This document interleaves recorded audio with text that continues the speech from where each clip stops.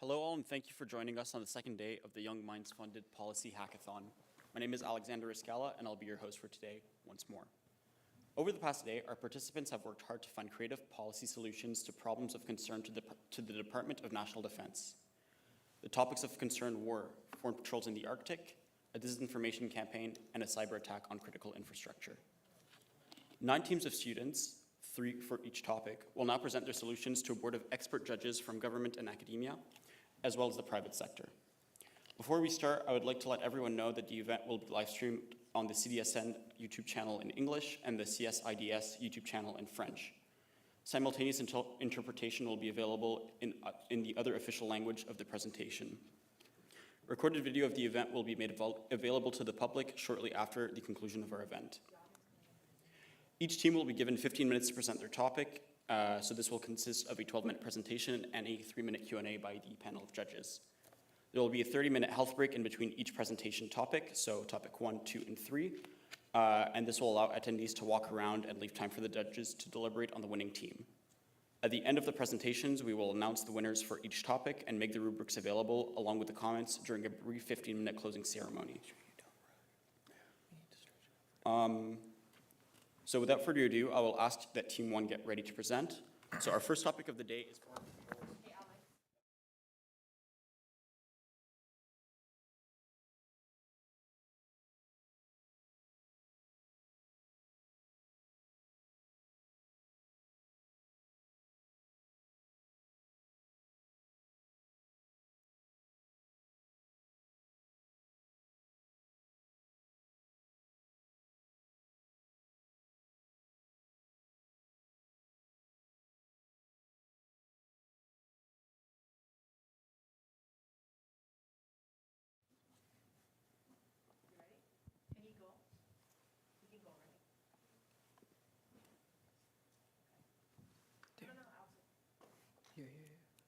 It's like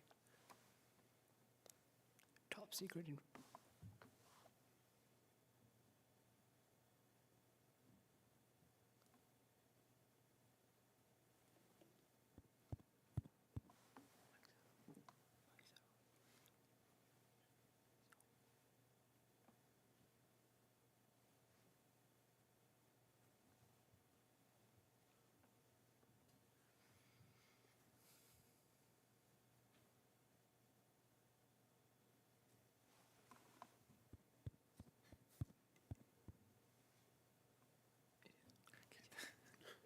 That's scary.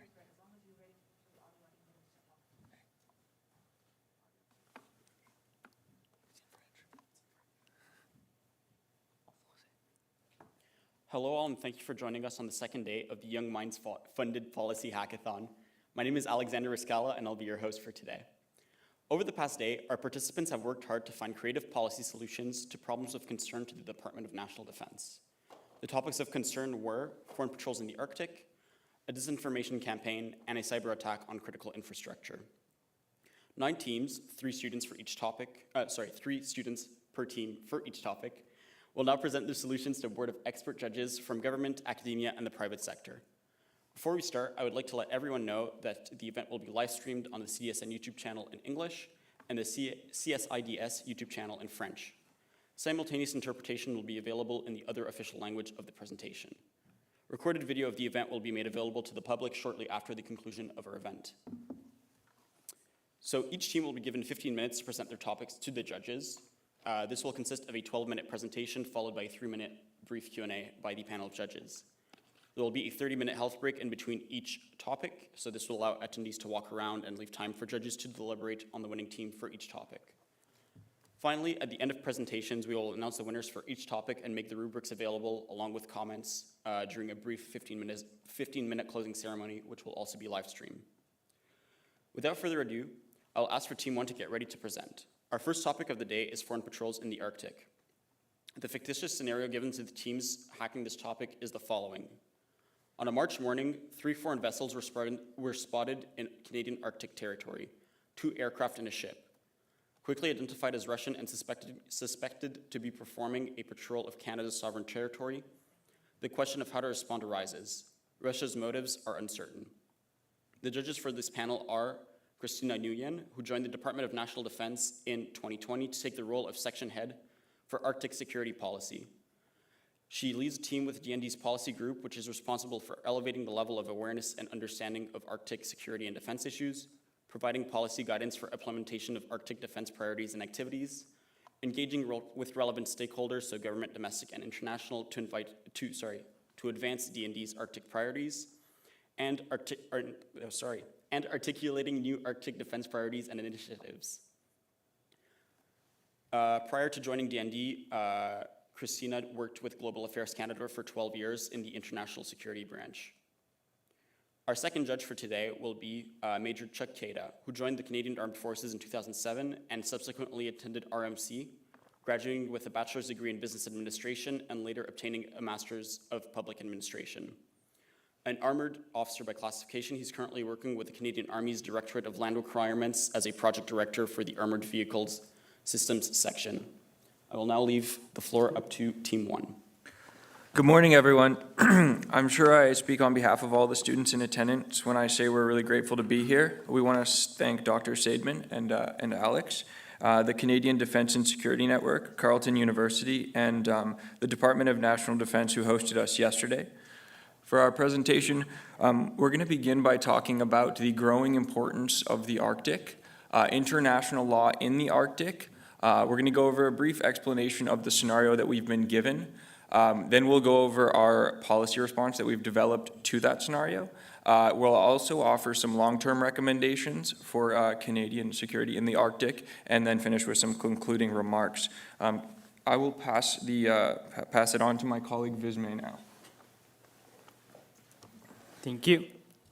I'll be going over the importance of the Arctic. As you all know, climate change is causing ice to melt across the Arctic rapidly, and new shipping lanes and resource extraction bases are opening up.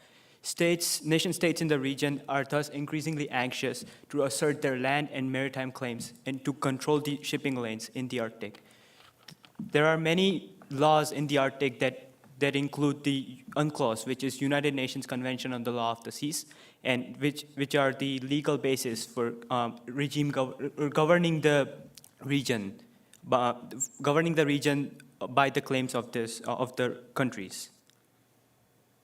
And I'll be also going over the economic and political potential of the Arctic. As you can see in the map, on your left you can see the Northwest Passage, which passes through the Canadian archipelagos. This is the shipping lane which connects the Europe to Asia, which are two of the most developed regions in the world and upcoming economic hubs. And on the right, you could see the Northern Sea Route, also known as Northeast Passage, which passes through the Russian Arctic. As I said, both the ways allow passage from Europe to Asia, and it is estimated then that the Russian Northern Sea Route cuts the transit time from China to Europe about less than 40%. I'll also be going over the international law in the Arctic. As I already mentioned, there's the customary international law, the United Nations Convention on the Law of the Seas, which forms the basic elements, the legal regime governing the claims by the nations. And on the left, you can also see the world map from the Arctic's point of view, and different oil and gas areas which can be found in the Arctic. So on your left, you can see the Canadian Shield, which has the oil and gas fields in Canada, and the Russian oil and gas fields. And this could make it inherent why different nations like Russia are vying for control over the region. And I'll also be expanding the scenario as well. So as Alex mentioned, Canadian radar detects armed Russian frigates in Canada's territorial waters, which is within 12 nautical miles of Canadian shore, in the Western Arctic region. But North American Aerospace Defense's signal intelligence assets have also detected 2 Russian airplanes, one of them being a bomber, a long-range bomber, and the other being a fighter jet escort. There's been record of recent Russian military activities in the international airspace and the Canadian Air Defense Identification Zone off the coast of Canadian Arctic territory. But keep in mind that this scenario happened after the Russian invasion of Ukraine. Now, without further ado, I'll pass over to my to my colleague to explain more about the initiation process and the process following by the Canadian Armed Forces. Thank you, Vismay. So part one is the initiation of contact. So we would like to have Canadian jets communicate to the Russian frigates and planes that we know that they are here and demand that they leave with a Canadian air escort. The legal basis for this demand is Article 9, Section 2, subsection I of UNCLOS, which holds that carrying out research and survey activities, as we've confirmed that these Russian assets are doing, negates the right to innocent passage in our territorial sea. Further, their presence is a violation on the ban of Russian vessels, both military and civilian, in Canadian waters, which was enacted in March 2022 after the Russian invasion of Ukraine. We'd then like to open up communications and deploy reinforcements. So we'll begin by summoning the Russian ambassador and asking him to order the relevant government officials to pass an order to leave Canadian territorial waters, and we'd like to communicate the legal basis for this request. We'd also like to communicate with the Americans, NATO, and NORAD, opening lines of communication for the management of this situation and requesting naval and air support. We'd like Global Affairs Canada to be talking to the Department of State. We'd like the Department of National Defense to be talking to the Department of Defense. We'd like the Chief of Defense Staff to be talking to the Joint Chiefs of Staff, and we'd like the Department of National Defense to be talking to NATO Central Command. We'd also like to deploy Canadian air and naval forces to the location so that they can manage the situation depending on how it develops. So we'd like to send CF-18 Hornet and some Halifax-class frigates along with Arctic patrol ships. So we'll now go over the actions that would follow from a refusal by these Russian assets to exit Canada's territorial waters. So if they refuse to comply with our order for them to leave our waters without offering a sufficient justification, such as ship problems or something else, we find it likely that the Russian frigates and planes pose an imminent threat to Canadian infrastructure, population, and or defense assets in the Arctic. We have 2 forward operating locations of our Canadian Air Force and population centers within the vicinity, and or they are part of a mission intended to gauge Canada's willingness to respond to violations of legal claims in our territorial waters, and or they are part of a mission intended to normalize the violation of international law in the Arctic for the purpose of engaging in future expansionary initiatives in that region. So, given the severity of these challenges, we've chosen to respond with force with the aim of ensuring our national security and territorial integrity in this vital region. This is a map of the region. So the incident, the situation is taking place in the top left-hand corner, and you can see some of the towns on the map there. So with regards to using force, we'll go over our escalatory steps. So the first would be to fire warning shots from the CF-8 Hornets that have arrived on the scene. The legal basis for this action would be the coastal state's jurisdiction over foreign vessels, which we've cited here. As a follow-up to that, if that does not elicit the response that we want, which is for the assets to leave the Canadian territorial sea, we will fire shots directly at the vessel from the same planes, and the legal basis again here is the same. If prior to these actions we are attacked by the frigate or the Russian planes, we will invoke our right to self-defense under Article 51 of the UN Charter, being sure to satisfy the necessity and proportionality criteria and report our actions immediately and directly to the UN Security Council. Thank you. Thank you. So one thing I would like to point out is that the presence of foreign vessels in the Northwest Passage is a completely different scenario and presents additional challenges in resolving this issue. If this were to arise, we would not only expel them from our territorial seas, but additionally expel them from the entire Northwest Passage in order to maintain Canada's valid claim on its sovereign strait, which is not internationally recognized currently. Our long-term policy recommendations that we've come up with is for the Canadian government to A, construct additional military facilities in the Canadian Arctic, which includes bases, ramp up the Canadian Navy and Coast Guard patrolling in the region, increase federal spending on implementing the North Warning System, and step up diplomatic efforts to persuade our allies to recognize our claims on the Northwest Passage. This is a big point. In sum, we conclude that Canada's best strategy is to take concrete action in response to Russian naval and air forces violating Canada's legal rights in its territorial seas and airspace. Failure to do so would send a signal that Canada is a weak link in NATO and an Arctic power unwilling to step up to protect its own sovereign territory and the international rules-based order. Hence, along with the peaceful and collaborative diplomatic efforts, the Canadian Armed Forces, the Department of National Defence, and the Global Affairs Canada must employ a strong and effective response that is grounded in international law. Thank you and have a wonderful afternoon.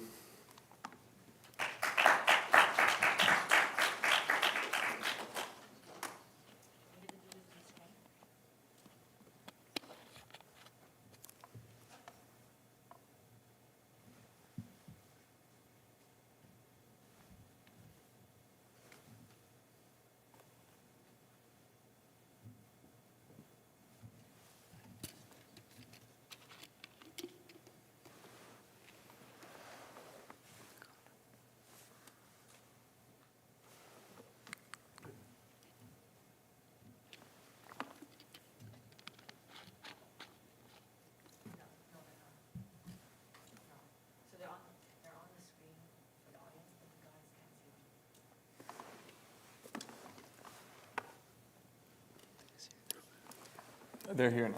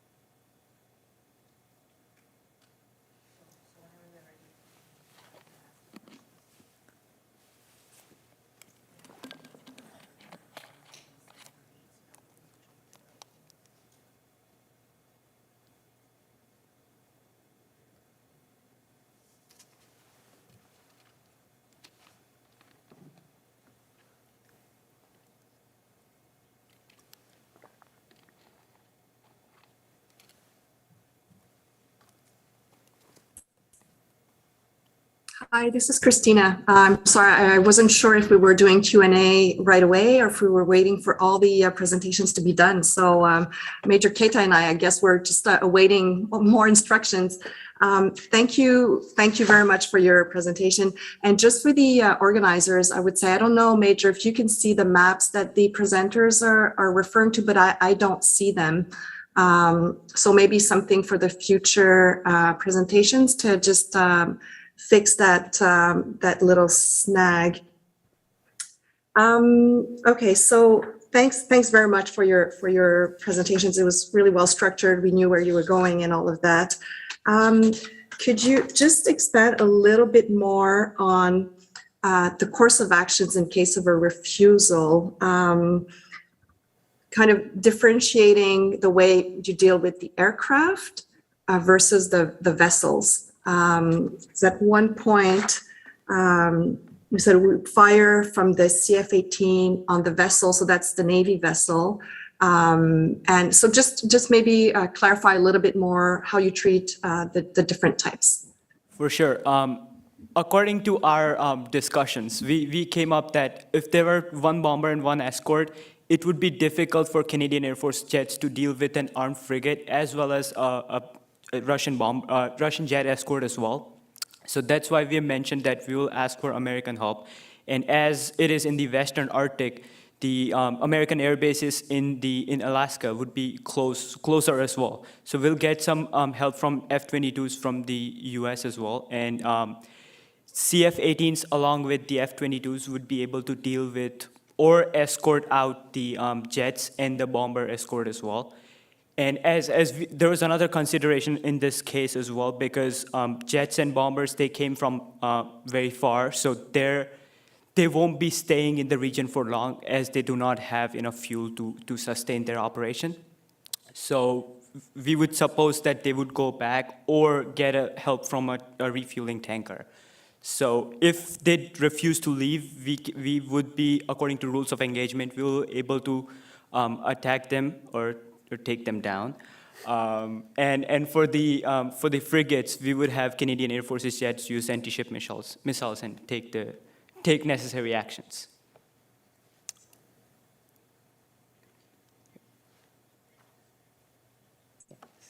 Thanks. I'll turn over in case Major Keita has questions. Hey, good presentation so far, and great answer to the question. I guess a few questions. How many resources would you commit to the response? So you mentioned CF-18s, Arctic offshore patrol ships and frigates. How many resources do you think would be required to address this response? And if you do not receive the help of the Americans, how would that sort of response change? Makes sense. That's a wonderful question. So when it comes to the Canadian Navy and Canadian Arctic offshore patrol assets, we deduce that they would take at least a couple of days to come from the base in the BC, and support from the U.S. as the airplanes are approaching or they're in the Canadian sovereign airspace. NORAD would be alerted beforehand, and then I am pretty sure that there would be a U.S. response even more stronger than the Canadian one, because NORAD as a whole is an organization. No matter what, Canadian or American air defense, we have to preserve it, our sovereignty. To answer your question, how many resources? It's just one armed frigate and one bomber and escort. We suppose that there will be 2 to 3 Canadian CF-18 Hornets, and if required, 2 or 3 more F-22s. To be honest, these are just the numbers, as I'm aware of their capabilities, but I'm not aware about the operational situations and operational availability of the assets at that specific time. So we can fairly assume that there would be 2 to 3 CF-18 Hornets and a couple of F-22 Raptors as well for support. And when it comes to Halifax-class frigates, we can have, if the situation is prolonged, we can have a Halifax-class frigate and an Arctic offshore patrol ships if there's a need for icebreaking operations as well. Actually, additionally, to add on to that, this is after the Ukraine invasion. So we have no idea what the intent of the Russian vessels or their aircraft in the area is. And so they also know that they're not allowed in a Canadian territory as per the government's the government ruling back in March. So they know that they're not allowed to be there. Why are they there? So we think it's a priority for national security to deal with this issue and solve what's going on, because again, we have no idea what their intent is in that area. Thank you. I think just one last follow-up would be, so you mentioned ramping up the infrastructure in the Arctic. Do you see that with permanent infrastructure or temporary, or what is your vision of how that would unfold? Well, we saw that the Russians have been building up or restructuring their Soviet bases in the Russian Arctic, and they've been increasing their capabilities in the region for the past couple of years now. And Canada has been severely lacking in that. The Harper government tried to construct a new naval base up in the Arctic, and while it's been in that process since 2007, up to this day, it's still not fully operational and will potentially be operational within a year, hopefully. So it's about control and protection of, can Canada really protect its sovereign territory up in the Arctic. And we think that constructing more actual military bases is the response for that. I would just add, I think we do believe that this should be permanent, that it should be there permanently, and especially given the importance of the natural resource and the shipping passageways. Those are there to stay, as we anticipate. And I would just add on a tidbit to that as well. All these are long-term approaches or long-term policy recommendations, but as of now, what Canadian Armed Forces can do is we can at least station one squadron of CF-18 jets at our forward operating locations. And I believe, as per the CF-18 or the Royal Canadian Air Force map, that the closest Air Force squadron that we have, or combat Air Force squadron that we have, is in Cold Lake, Alberta, which is, it by itself is about 3,000 kilometers from Tuktoyaktuk, which is in the Arctic Ocean. So, which is a big town, or relatively big town in the Canadian Arctic. So I believe if we have at least one squadron of CF-18 jets, that would help a lot to patrol the airspace.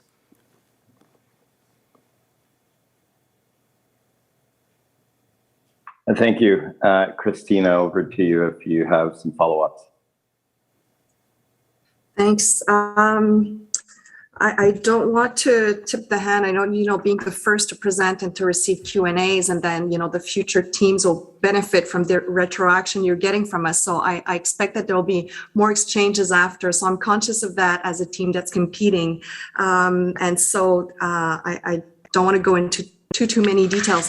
What I did appreciate is also some of the whole of government approaches that you say. You've mentioned the role for global affairs and the diplomatic angle.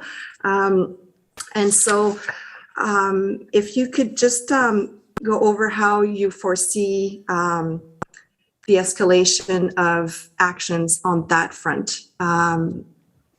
So we've talked about calling in the ambassador, about issuing formal communications and all of that. So what are your expectations from the diplomatic courses of actions that you're proposing? Yes, thank you for the question. I'd say we're optimistic. Of course, resolving it through this channel would be preferable to us.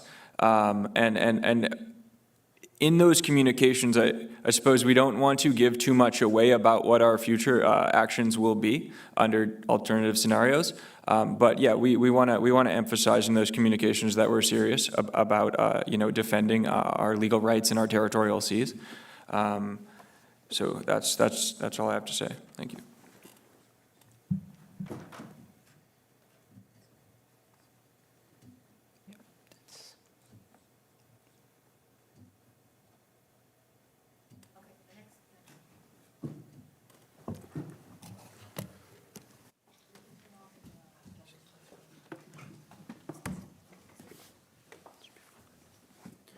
So thank you to the first team. My apologies, I forgot to introduce them in my haste to hear their lovely presentation.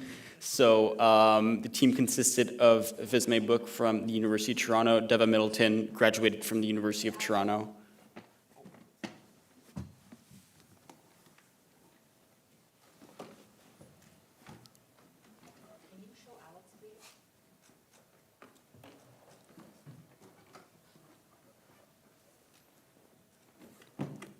Sorry about that. So in my haste to hear the presentations, I forgot to present the first team, which consisted of Vesma Book from the University of Toronto, Deva Middleton, graduated from the University of Toronto, and Christopher Milkis from Yale University. Our second team consists of Aiden Chan, Max Rosen, and Cheryl Chung, who unfortunately cannot be here with us. Max and Aiden are from McGill, while Cheryl is from the University of Toronto. Let's get the slide deck ready, and I think we're good to go. Are the slides going to be there as well? They will, yeah. Perfect.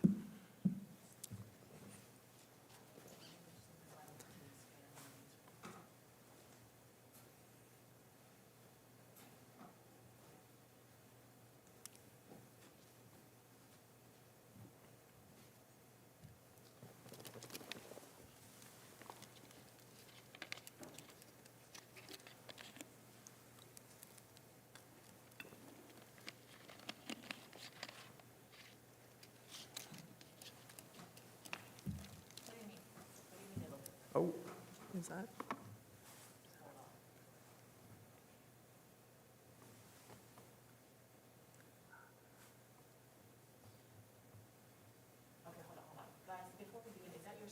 I don't know, it's not. No.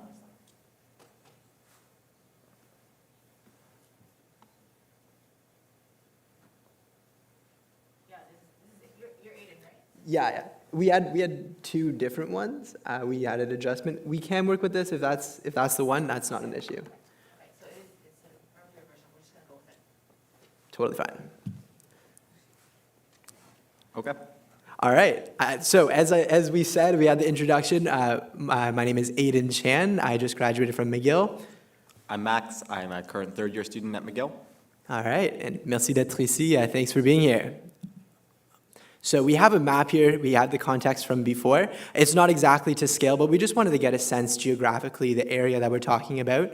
As we said, we had two aircraft, one bomber, one fighter, represented by the chevrons there, and then the naval boat is the circle. Would be a lot closer to Canadian territory if it was to scale, but just to get some sense geographically before we begin. So I want to talk briefly about the international law context that we're dealing with here. And the first thing I want to establish is that the question of right of innocent passage is not relevant in the case of warships, because warships are assumed to always be irrelevant to the question of innocent passage. So what we're dealing with is a question of whether there's a right of transit passage, which refers to whether a ship can justifiably enter the contiguous zone or territorial sea. The territorial sea is the first 12 nautical miles out from the baseline coast, and the contiguous zone is the 12 nautical miles after that. It is a common precedent enforced by the United States and the UN Law of the Sea that warships are permitted to engage in transit passage. However, transit passage requires them to not be engaging in surveillance, patrol, activities, in the same way that a fishing boat wouldn't be allowed to have a right of innocent passage if it were stopping to fish within your exclusive economic zone. So we can deduce from the fact that these Russian ships, this Russian ship and the planes, are heading towards the Northwest Passage route through the Canadian Arctic, which is assumed to be an international strait by the UN Law of the Sea, that they are attempting to engage in transit passage, because the precedent on transit passage is that when there is an international strait, like the Straits of Malacca or the Northwest Passage, as assumed by the United States, that warships do have an international legal right to enter this area, because it is Canadian territorial waters, but there's a right of transit passage. The part that makes it contested is that Canada believes that the Northwest Passage is Canada's internal waters, different from the territorial sea, more similar to a lake or the St. Lawrence Seaway. And in that case, what we're looking at is Canada's definition, which is they can't be here at all because this is equivalent to a Canadian lake, and the international definition, which is this is an international strait. So as long as they're not parking on your coast and they're transiting through the Northwest Passage, they do have a legal justification to be there. So the question of Canadian law with regard to banning Russian ships would be irrelevant in that case because it would be international waters. So the first thing we have to do is establish surveillance to demonstrate that A, they are passing into the territorial sea and not engaging in transit passage, because we need to demonstrate to the international community that they have no justification to be there. And Canadian domestic law isn't sufficient because the international community does not accept this as being Canada's internal waters. So the first thing we're going to do is surveillance to get to that point, and we determine at that point that they're trying to engage, in a freedom of navigation exercise. Yeah, so we'll just touch on the initial response here. So we would scramble fighter jets from the relevant Air Force bases and determine the intentions. We would request the Russian aircraft to leave, and based on precedent from March 2020, a similar incident happened, we'd anticipate that the Russian aircraft would turn around, not enter Canadian airspace, or if they did, eventually turn around on account of lack of fuel, but also on the fact that they recognize that this is a gross intrusion into Canadian airspace. What makes this problem interesting is to consider what would happen if the frigate continues on. And that is what our policy response will be about. So we have assessed, and I'll pass it back over to Max here, the context regarding law for this problem. So obviously, given that there's a hard limitation for the plane staying, either they would continue over Canadian territory and population centers, in which case there would be an obvious need for use of force. But given that they were there to escort the frigate and were probably there for navigation reasons, they would A, have to turn back for supply reasons, or B, the question is moot because they would turn over Canadian territory and need to be shot down by CF-18s. So the question is what we do with the ambiguity of the frigate that is remaining. The problem is that Russia is contesting our sovereignty in this case by pursuing a freedom of navigation operation through the Northwest Passage. So, with this situation, we've established two objectives for the Canadian state. We want to remove the enemy ship as quickly as possible, safely, and without escalating the situation. And we also want to establish precedent for exercising Canadian sovereignty. We want to signal to Russia and our NATO partners that we're serious about our claim regarding internal waters in the Arctic. There are numerous problems limiting our ability to achieve these objectives, most notably our capacity and our capability limitations in the Arctic. Our vessels and aircraft are far away from the location in question. We don't want to escalate the situation. We don't know whether our partners will back our claim to internal waters, and we are also unsure about the intentions of the frigate and the particular orders. So, we are establishing a response framework for the Canadian government to respond to this particular threat of a freedom of navigation through Canadian waters. It's multiple steps that are proportional in response, underpinned by a commitment to communication and diplomacy throughout. So in each step, the Canadian state will be contacting our Russian partners and our allies, communicating to the Russians that they are not welcome in our territory, and also communicating with the ship captains, and at each step requesting them to leave. Each step increases in proportionality, assuming they reject these demands. So stage one is surveillance. Surveillance means, number one, trying to figure out the origin of the ship in the model, which gives us information about how much fuel, how much supplies they have, what their home port is, and what its capabilities are. The second is to engage in basic reconnaissance. That means using things like drones in order to do both visual and auditory surveillance. We're using radar and sonar, and we're also using visual surveillance from drones. These are quite cost effective, could be deployed from Canadian bases like in northern Alberta, and we could also use manned stealth reconnaissance aircraft to engage in this. At the end of the surveillance stage, which is we're really talking in hours or at the most a day, because the ship is moving quite slowly. So the immediate threat from that ship existing and passing another 40 kilometers is not as significant as our ability to do the surveillance.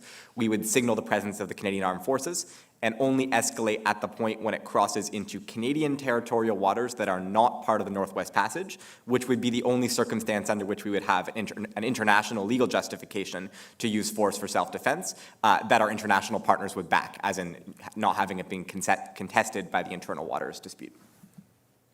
Next up is precision messaging, and this is a innovation when it comes to counterintelligence and counter-surveillance, and one that we think has a lot of potential in responding to these types of situations. This would involve using open source information as well as working with CSIS and CSEC and other intelligence partners across Five Eyes to gain information on who these crew are. Where is their ship coming from? Do we know people at their base? Do we know their families?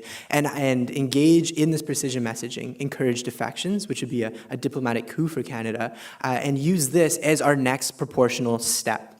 We would also engage in low-level harassment, as you can see here, with high-frequency radio sounds, circling with drones and patrol aircraft. All of this signaling clearly that Canada does not want this ship in our waters, and we are not pleased with its continued presence. The second step, after precision messaging fails to change the actual attitudes and incentives, would be the use of electronic warfare. So that would be jamming radar signals to prevent their navigation, using our technology to mess with their GPS, so for example, to make it seem as if they're closer to the shore than they actually are. We have the home field advantage in this case. We have the best mapping of this territory, so whatever we can do to confuse their electronic capabilities, we would do. And the idea here is to put in, basically using our hacking capabilities to put in as much false information as we can. So this would involve dialoguing with our Five Eyes partners to use common intelligence about Russian systems that the United States would have gleaned, that New Zealand would have gleaned, and try to force the ship to shore that way.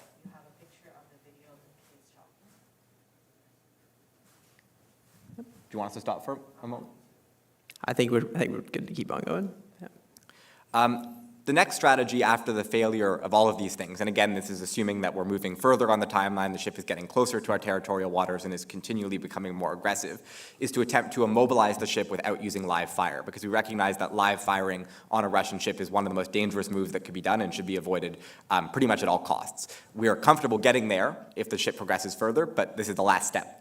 So number one, we would support using decoys and trickery, and that means dropping unloaded, so not live fire, not violating any international conventions, sea mines scattered throughout the anticipated path of the ship in the Northwest Passage, which could be done by aircraft that are launched from northern Alberta or BC. The second is to use our still uncompleted military facility, which should be done in the next year at Nanisvik, to operate as a temporary operating base and deploy military ships, which we estimated off rough paper math could probably reach the Northwest Passage in about 5 days. And we would directly indicate via a diplomatic hotline with Russia that Canadian ships would not fire live rounds on those ships first to avoid escalation. And our last idea is using any civilian ships that are in the area that could be there within 5 to 10 days, assuming that the scenario drags on, to begin to form an informal blockade. So the idea here is to make it difficult for the ship to navigate. We're using a combination of decoy mines, Canadian military ships, and civilian ships to make it difficult for the ship to progress any further, with the recognition that it's a win for Russia if they can progress through the Northwest Passage and demonstrate that they can pass through what Canada considers to be its territory in its entirety. So we view the further they get as being a larger problem towards that signal, and that's why we Le passage du Nord-Ouest, c'est la raison pour laquelle on veut empêcher le plus possible la progression du navire. Idéalement, on veut qu'ils soient à court de carburant et d'approvisionnement, et on leur dirait évidemment qu'ils peuvent être escortés pour sortir du passage du Nord-Ouest en tout temps. Et donc, la dernière étape, c'est le feu réel. Évidemment, c'est un dernier recours. D'abord, ce seront des coups de semonce pour prévenir l'équipage russe qui doit rebrousser chemin. Alors, imaginez que vous refusez la première étape. Vous déclenchez le cran supérieur. Vous refusez la deuxième étape. Nous déclenchons le 3 supérieur. Nous pensons que cette approche par étape est le meilleur moyen de réagir. Par ailleurs, nous offrons 2 recommandations pour le court terme. D'abord, créer une ligne directe, un peu comme celle créée par les États-Unis de commandant à commandant. Alors, avec la fonte des glaces de l'Arctique, on estime que ce genre de situation pourrait se présenter plus fréquemment, de sorte qu'il serait important d'avoir une ligne directe. D'autres États que la Russie pourraient envisager de traverser le passage du Nord-Ouest. Il est donc important pour nous de déployer une force dans l'Arctique. Évidemment, il y a divers endroits où les forces armées canadiennes pourraient s'installer dans l'Arctique. I'll just talk. There we go. Perfect. And then finally, we have a number of long-term policy changes that we'd like to see. The first is a form of collective security to raise the costs of Russia sending further ships, because this could be ship 1 in a plan to do this many, many more times. So we want to establish joint patrol missions with other cooperative Arctic Council nations like Finland and Sweden to have Canadian ships patrolling Finnish waters, Swedish ships patrolling Canadian waters, and so on, with the idea that it raises the cost for escalation for Russia and reduces the payoffs in that game of chicken. So essentially what we're doing is we're making it more costly for Russia to piss off more countries, and the way that we're doing that is having more warships stationed across the whole area. The second is we establish a permanent base at Resolute Bay that can be supplied hopefully year-round, and that will use icebreakers that are deployed there consistently to ensure that there is always a presence, because this one incursion is probably representing a large change in Russian perspective and aggression, so we can anticipate that many more come in the future. And then last of all, we want to actually propose concessions from Canada to the US on recognizing the Northwest Passage.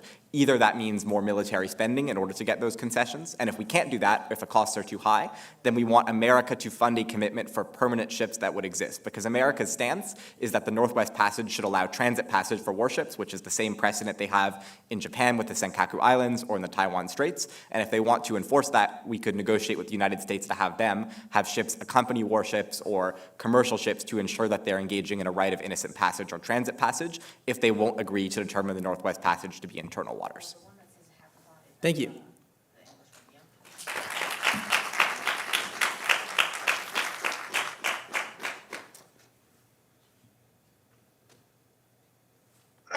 I guess I'll start this time. Great presentation, team. A few questions. What's the danger, for the first one, what's the danger in using civilian ships to establish the blockade while waiting for military assets to come into position? So I think that the first thing is that military assets would be there before civilian ships, because in order to get civilian ships there, we're talking a 5 to 15-day timeline. So we'd have already deployed planes there, and there would already be military Halifax frigates that would be there before civilian ships. The second is that they'd be unmanned, obviously. They'd be basically acting as a blockade. So we'd have one person on there with the military. They could be commandeered potentially and moved there. But we wouldn't have civilians on the ships as human shields. They would literally be there to exist as a metal blockade rather than civilians themselves being on the ships. So the idea is to make it difficult for the ship to pass. It's not to use them as a shield in that case.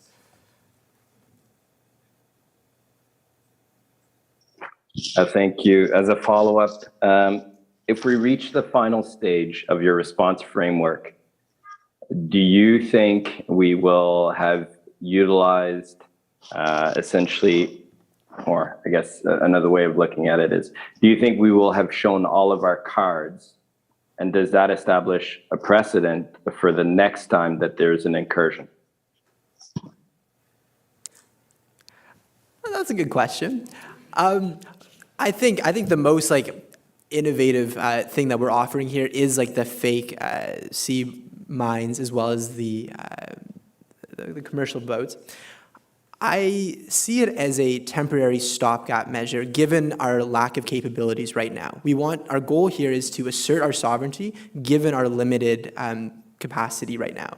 But in our short-term solution, we are moving more forces up in response to the change in philosophy of the Northwest Passage by Russia and presumably other countries. So I'd imagine that what we're proposing is a first step, and then hopefully we will have more military assets come the next freedom of navigation. So that's how I would approach that question. And just to add on to that as well, so number one, these are stopgap measures that probably wouldn't be used again in the next 1 to 2 years because of the fact that within 30 days we could have a temporary base operating. And the second is that I don't know if our solutions are necessarily exclusively showing our cards compared to other solutions, because if we use force immediately, we've shown a card by omission. We've got nothing else. So we feel that at the same time, it's not really uniquely relevant to our solution. To add doing nothing and letting them sailing through would show our card that we're not serious about defending our sovereignty. So I think in each instance, it would show our cards in somehow, and I think that ours best manages that balance. Thank you, Christina, over to you. Thanks. Thanks very much. I like the framework and the incremental approach, and we can have a discussion later on the whole legal discussion on right of innocent passage. I really appreciate how you see the nuance between right of transit passage, right of innocent passage, the different status for warships and other vessels, and so that is critical. My question to you, was in terms of the diplomatic engagements and what role do you see for NORAD and for NATO and for the allies, other than trying to explain our position on the Northwest Passage and the legal framework? Yeah, so I think that the very first thing that we're doing at the surveillance stage is that we're talking to Five Eyes, we're talking to NORAD, and we're going to NATO, and we're showing the evidence that we've gathered, because a lot of this evidence is going to be unique evidence about Russian capabilities. We have something to bring to the table because we can show which ships have been able to get there, what Russia's new strategies are. So we do have some leverage at the bargaining table when we're talking to NATO and NORAD. And the second is that we will obviously want the basics, so like a joint communication that comes from NATO condemning this, and one that just says that this is an incursion, even if it's not an incursion into internal waters, a very obvious provocation that's deliberate. So there would be an attempt to create a statement, and that would be step number one at the moment of surveillance. And I would add to that because our timeline is taking place over a pretty long amount of time, we're not firing immediately, and we're comfortable with allowing the ship to continue progressing very slowly as we go through our stages, that we have a lot more time than immediately firing to create these diplomatic solutions.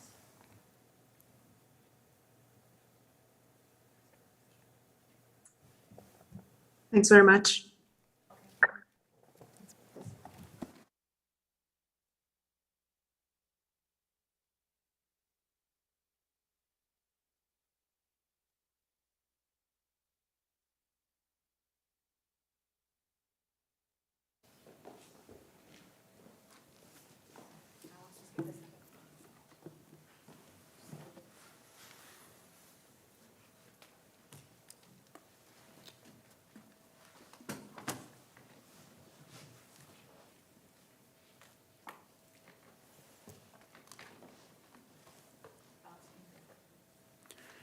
Thank you so much to team number 2 for their wonderful presentation. And now for the final presentation of foreign patrols in the Arctic.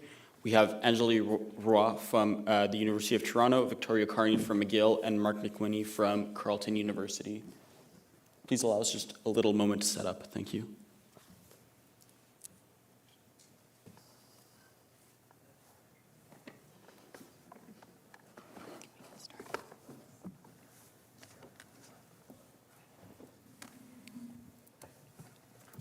Hello, everyone. Thank you for being here today. My name is Angeli, and I'm joined by my teammates Victoria and Mark, and today we'll also be presenting on the foreign patrols in the Arctic.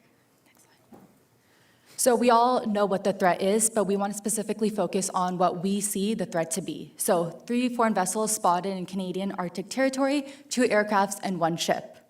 These vessels were identified as Russian and suspected to be performing a patrol of Canadian sovereign territory. This poses as a threat specifically because Canada views its claims of the Arctic and Northwest Passage as internal waters. Foreign vessels therefore require permission to be able to pass, which these vessels did not do. We specifically want to focus on our response to the ship and not the aircraft, and I'll go into why a little bit later. So when we were coming up with policy solutions for the situation, we came up with inaction and action. We wanted to determine whether this threat was viable enough for us to take action such as firing a missile. We wanted to know what the appropriate response would be that would also make our presence known, but also not deteriorate the situation. I want to explain why specifically inaction we determined to be is a poor response. There are a couple of reasons. First of all, Russian hostility. With the ongoing invasion of Russia and Ukraine, we want to know that what Russia's intentions are, and those are unclear. Do we really want to be in a position where we show all our cards at once, or do we want to be in a position where we maintain to be cautious, but at the end of the day, Russia ends up attacking us? We cannot trust Russia right off the bat. Their intentions are unclear, and we would rather be more cautious than regret it later on. Second off is we potentially have some insecurity with this Russian ship very close to our waters. We want to scope, they could potentially be scoping out the waters and potentially be planning for future attacks. This navigation we need to be able to identify right away and see what their intentions are before we examine what the appropriate response would be. We believed that Russia could be patrolling the waters because they want to ascertain our response time for future attacks, and therefore our response needs to be quick, efficient, and immediate to let Russia know that we will also respond if we see them as a threat. Last but not least, we need to make sure that we protect Canadian resources and communities. Canada's north is sparsely populated, but it has vibrant communities of Indigenous populations. Indigenous populations, of course, are integral to Canada's identity and history. Economically, it is filled with resources such as natural gas, minerals, and oil, and there's also potential for heavy industry development and growing tourism. So that leads me to the next point on why we chose to respond the way we did. The status quo before, considering that training flights are often detected hours or even days before reaching airspace under Canadian jurisdiction, Canadian CF-18s have had sufficient time to respond. However, we are in a little bit of uncharted territory here, and therefore we want to make sure that we take calculated steps in order to respond. We also have prior protocol already established for the maintenance and the development of any sort of aircraft within our jurisdiction, so we specifically want to focus on how we will tackle the ship invading our waters. We want to specifically focus on the ship because the ship is unprecedented, and we consider this to be a change in Russian foreign policy, which leads us to the question of how we need to re-examine our security to defend Canada. Okay, so the situation has to be addressed in 2 timeframes: solving the immediate potential threat of a nearby ship and creating a protocol for dealing with future encounters, which will be talked about later. So politically, the response should be immediate, swiftly condemning the unacceptable Russian actions and reassuring the public as well as the world that steps are being taken to remove the ship from the contiguous zone is important to reaffirm Canada's sovereignty in the Arctic. The claim that Canada has on the Arctic needs to be respected.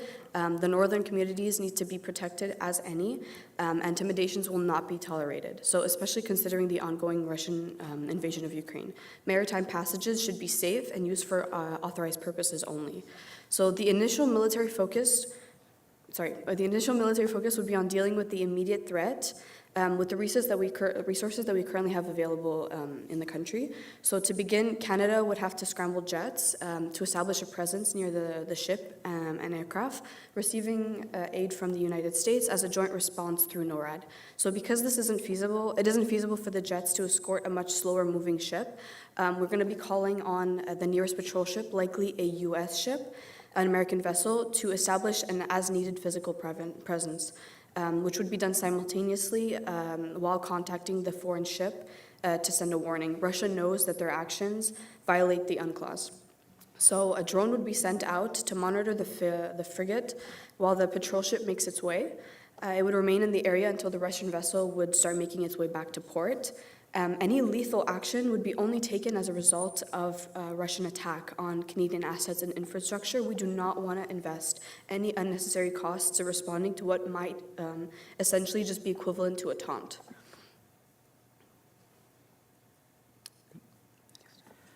So the first thing that we need to recognize here is if our response is going to rely on American assets, we simply have to recognize that it's the result of the capability gap that is manifested as a result of Canadian procurement practice. It's widely acknowledged that this capability gap exists. We are not adequately equipped to defend our northern territory. But the lesson that we've come to learn over the years is that we can't expedite procurement, or we haven't found ways to make that process more efficient. So our response needs to be kept in line with our current procurements, whether that's the Arctic Offshore Patrol Ship, the Canadian Surface Combatant, the impending F-35 decision, and somewhere down the road, the Victoria-class submarines. So if we think about moving to a long-term solution that sits outside of this immediate military and political action that we've previously described, we see this event as an impetus for ongoing NWS North Warning System and subsequently NORAD modernization. What this scenario has sort of proven is that we've shown an inability to detect modern threats within our waters. That is how this ship has progressed as far as it has. That's why these aircraft are so close to our airspace. But if we think about the threat landscape that is ongoing, we have the second generation Tupolev Tu-160s to worry about. We've got the impending PAC-DAWs. We've got the Jian H-20s coming from China. There has been continuous calls to modernize the NORAD system because of reasons that are presented by this scenario. It's dated, it needs to be updated, and if we think even further down the line, whether that be through intercontinental ballistic missiles or the advent of hypersonics, Russia has made continuous progress on their Avangard, their Zircon, and their Kinzhal systems. We have an impetus here for doubling down on our efforts to modernize NORAD and the North Warning System, respectively. What we feel is a proper way to approach that modernization process is one that's not steeped in a static approach or from a static position. What this situation tells us is that infrastructure cannot deter acts of aggression. It isn't the case anymore that we need or we can rely on stationary radar lines as a means to detect and subsequently respond to threats to Canadian sovereignty.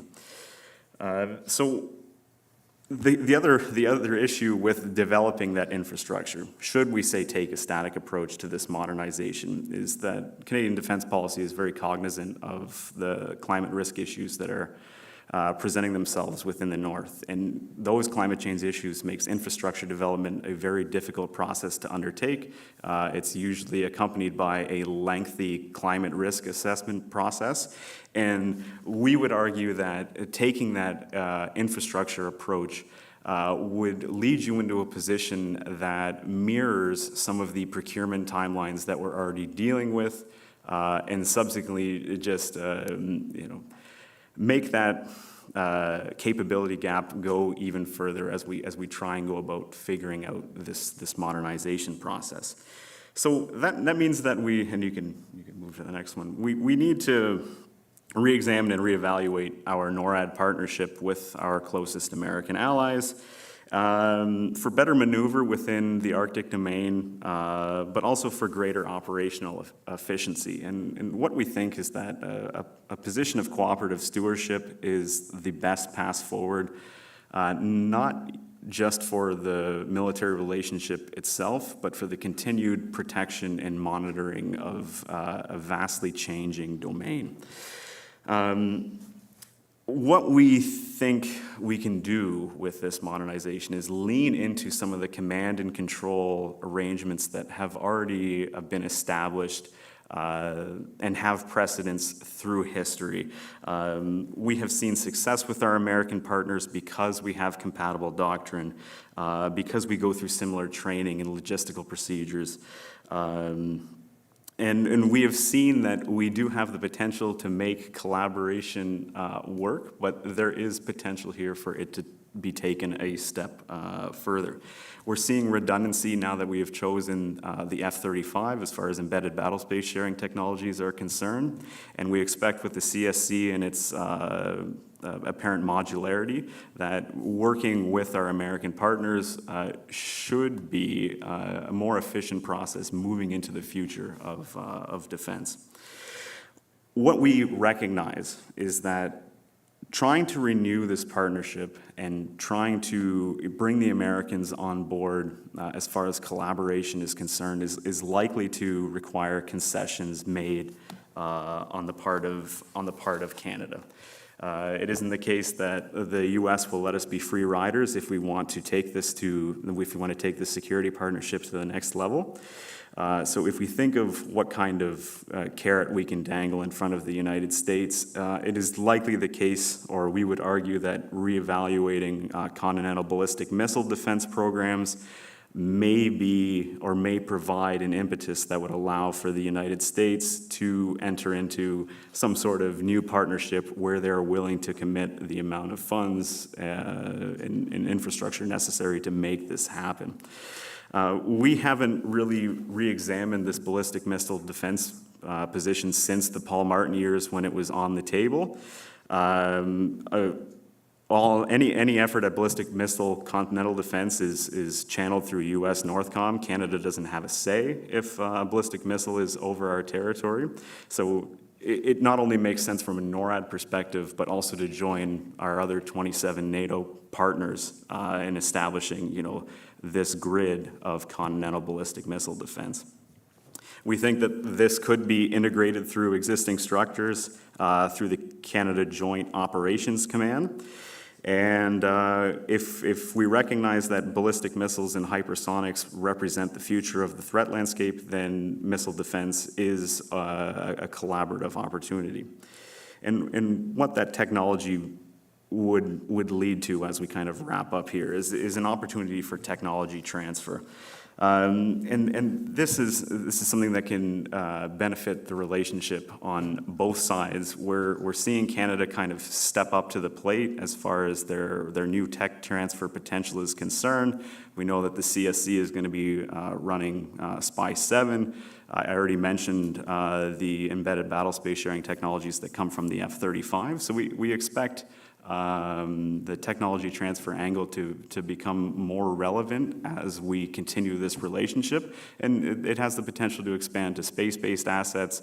It has the potential to, get to new sorts of information sharing. So we think that this sort of approach moving forward is a win-win. NORAD was once regarded, or highly regarded, as the most unique and the most high-level military partnership that the world has seen, but it has fallen to the wayside, and we think that this event, this incursion, represents a catalyst for change, not only for NORAD, but for the North Warning System and the U.S. and Canadian military alliance going forward. Great, that's everything. Thank you.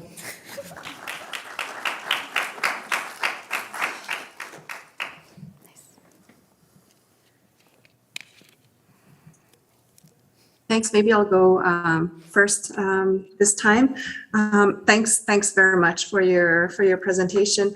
I wanted to for you to maybe talk a little bit more about your immediate action and maybe which assets did you have in mind in terms of Government of Canada assets to implement the immediate actions that you've presented? Well, it's of course a difficult question because I'm sure you know that asset pool is fairly limited. We only have 2 AOPS vessels, and depending on where they are and where they're currently stationed, you're going to have a very hard time getting them to the area where they're needed. It is also the case that their armament is not necessarily up to the task of dealing with a frigate. 3 machine guns on a ship don't provide much support. And the drone argument is also difficult because Canada's current drone inventory, despite the new initiatives put forth by D&D on lethality in drones, we're operating the Saab, we're operating the Herons, but it is usually the case that those would be launched, at least from a military perspective, off of the Halifax. If this incursion is as far north as the situation or as the scenario says it is, especially in March, the Halifax does not have any chance of getting up there because of the ice coverage. And it would also be difficult for the AOPS to operate up there.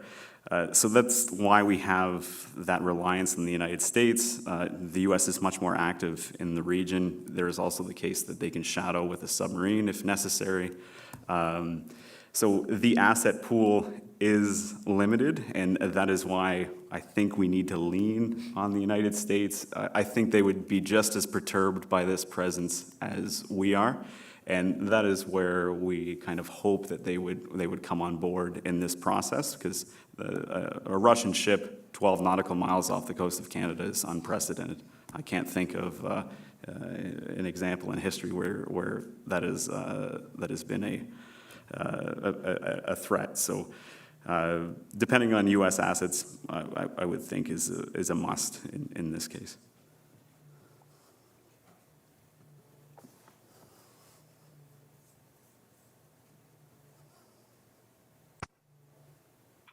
Again, a good presentation, team. I think one of my questions is to have a better understanding of what risks, if any, are there if we go all in with the U.S. And what I mean by that, excuse me, what I mean by that is there is, in your response, a big reliance on the U.S. in terms of addressing the capability gap. Is there something else that we can look forward to in terms of the risk? Excuse me. Do you guys want to speak to that? I mean, we don't want to rely on the U.S. too much. I understand that because Canada, we want to be able to assert our sovereignty independently from the U.S. in some ways, but it would be really naive to assume that we're able to do it by ourselves. Obviously, it's not like as if the Russians have attacked or we aren't able to, guarantee that they will. But like I said, I think that everything that Mark has stated afterwards, it's going to be an attempt to try and gain that kind of independence militarily from the U.S. But if he wants to add, yeah, perhaps I've become somewhat jaded, but I would ask the question of what are the alternative options? The capability gap and what it means for Canadian defense is a really tough point to reconcile, because Canada is certainly ill-equipped to defend their sovereignty in the event of an attack. We have consistently relied upon the United States as part of our military operations. We very rarely would conduct any type of solo operation. We usually work in joint partnerships. The risk in going all in, I think, is in the very, very long term, when we have to talk about resources up in the north, when we talk about major geographical change. It can be the case that the United States may look to their ally in a different manner as we scramble for resource in a potential future scenario. What we are attempting to do with this modernization strategy is find the means to have an interim solution that allows our lagging procurements to catch up with like the nature of our security. If we seem to be taking the proper steps and going through the proper channels to ensure our security moving towards the long term with the procurement pipeline that we have. But this scenario is an incursion that happens now. And if it is something that happens now and it demands an immediate response, I think that this is a reasonable means forward, despite that long-term risk that we see from embellishing and further accentuating this existing relationship. I don't think that the U.S. has given us a reason to not trust them with this security. Continental security is very important. It always has been important for them. But I would look towards the risk in the long term, and I would imagine once our procurement timelines, if they do happen on their current timeline, once we have collected that inventory, I think it gives us a chance to go back to the table and allow the United States to not have as much responsibility within the domain as we kind of shore up our own. Just to add to that, of course, the risk is always overdependence on the US. And of course, we want that Canada has a strong enough defense itself to be able to defend their sovereignty, like mentioned by my teammates. However, because of the procurement and because of the stage that we are in, until we are able to establish a strong enough defense on our own, the relationship and the allyship with the US can really play to our benefit, specifically in a situation where we are not in the best place to be able to defend ourselves, and of course the US is.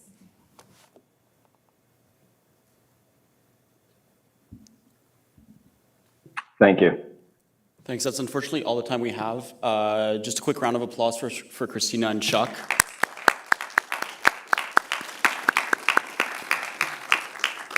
Thank you so much for taking the time for being here. I'm sure everyone here is kind of mind blown that you're here. So thank you very much. We will now be breaking for 15 minutes and we'll be back for the second topic at 1:15. Thank you.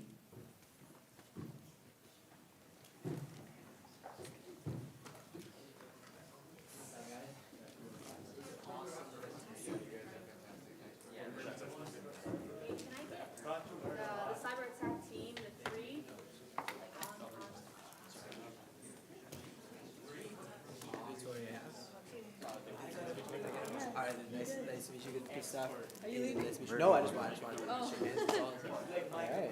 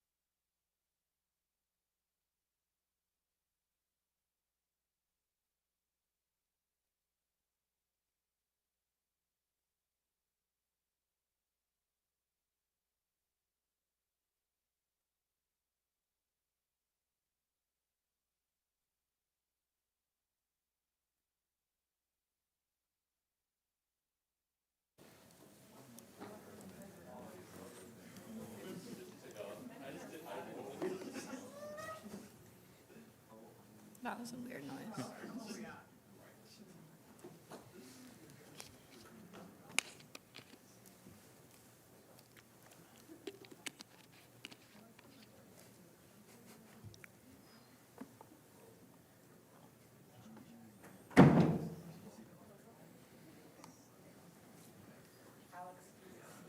Honestly, I have to say, I think our presentation looks very professional.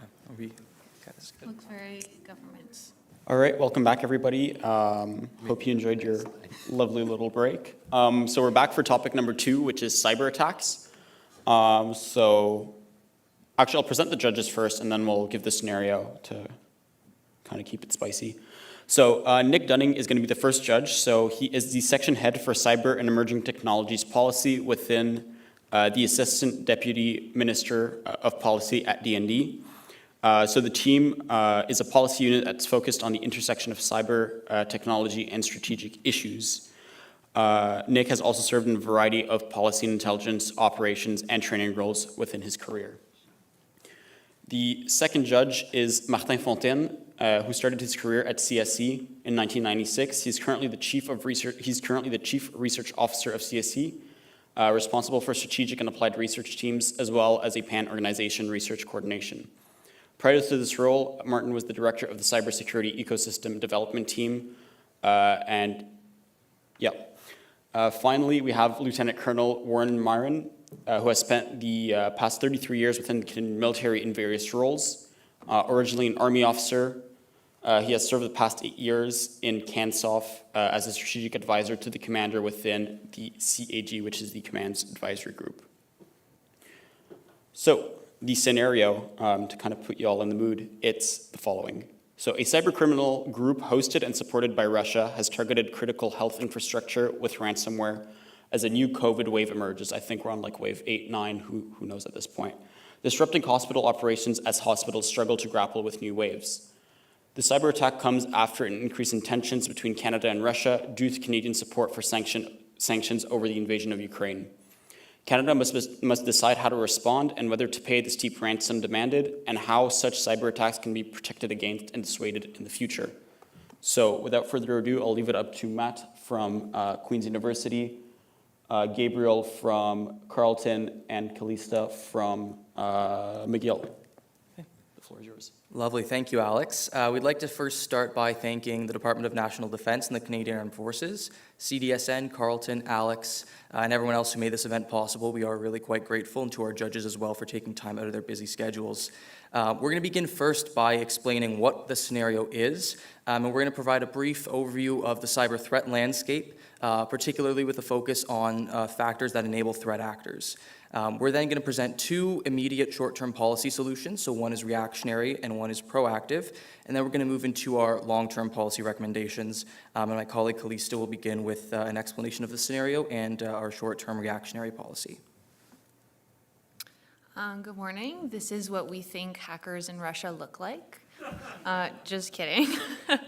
As a reminder, the scenario that we have been assigned concerns a cybercriminal group hosted and supported by Russia that has targeted critical health infrastructure with ransomware as a new COVID-19 wave emerges.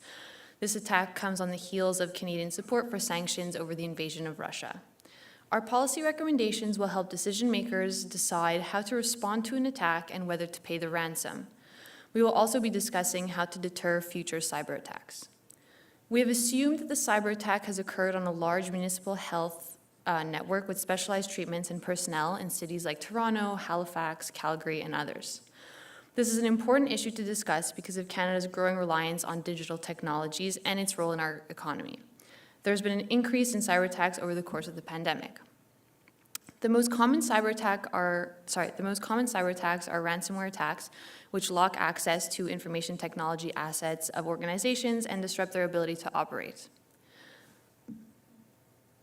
So the enabling factors of cyber attacks are multiple, there's multiple of them.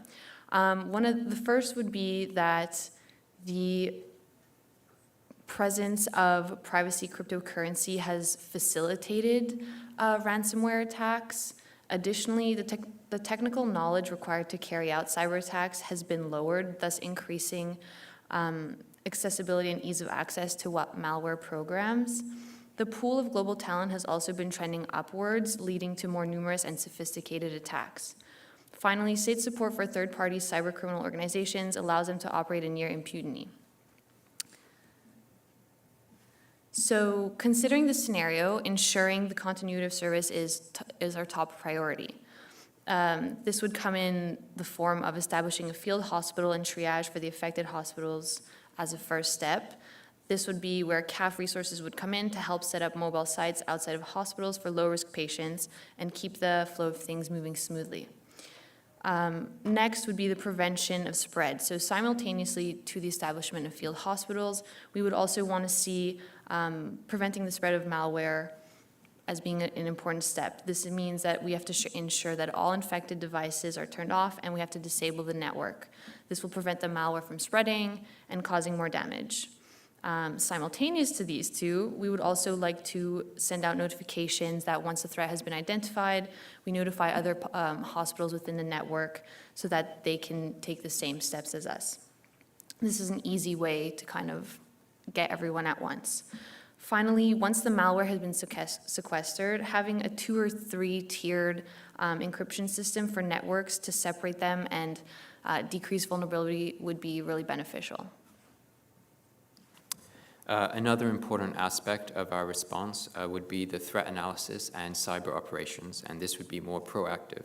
So the first priority would be to identify the attack origins, actors, and motivations.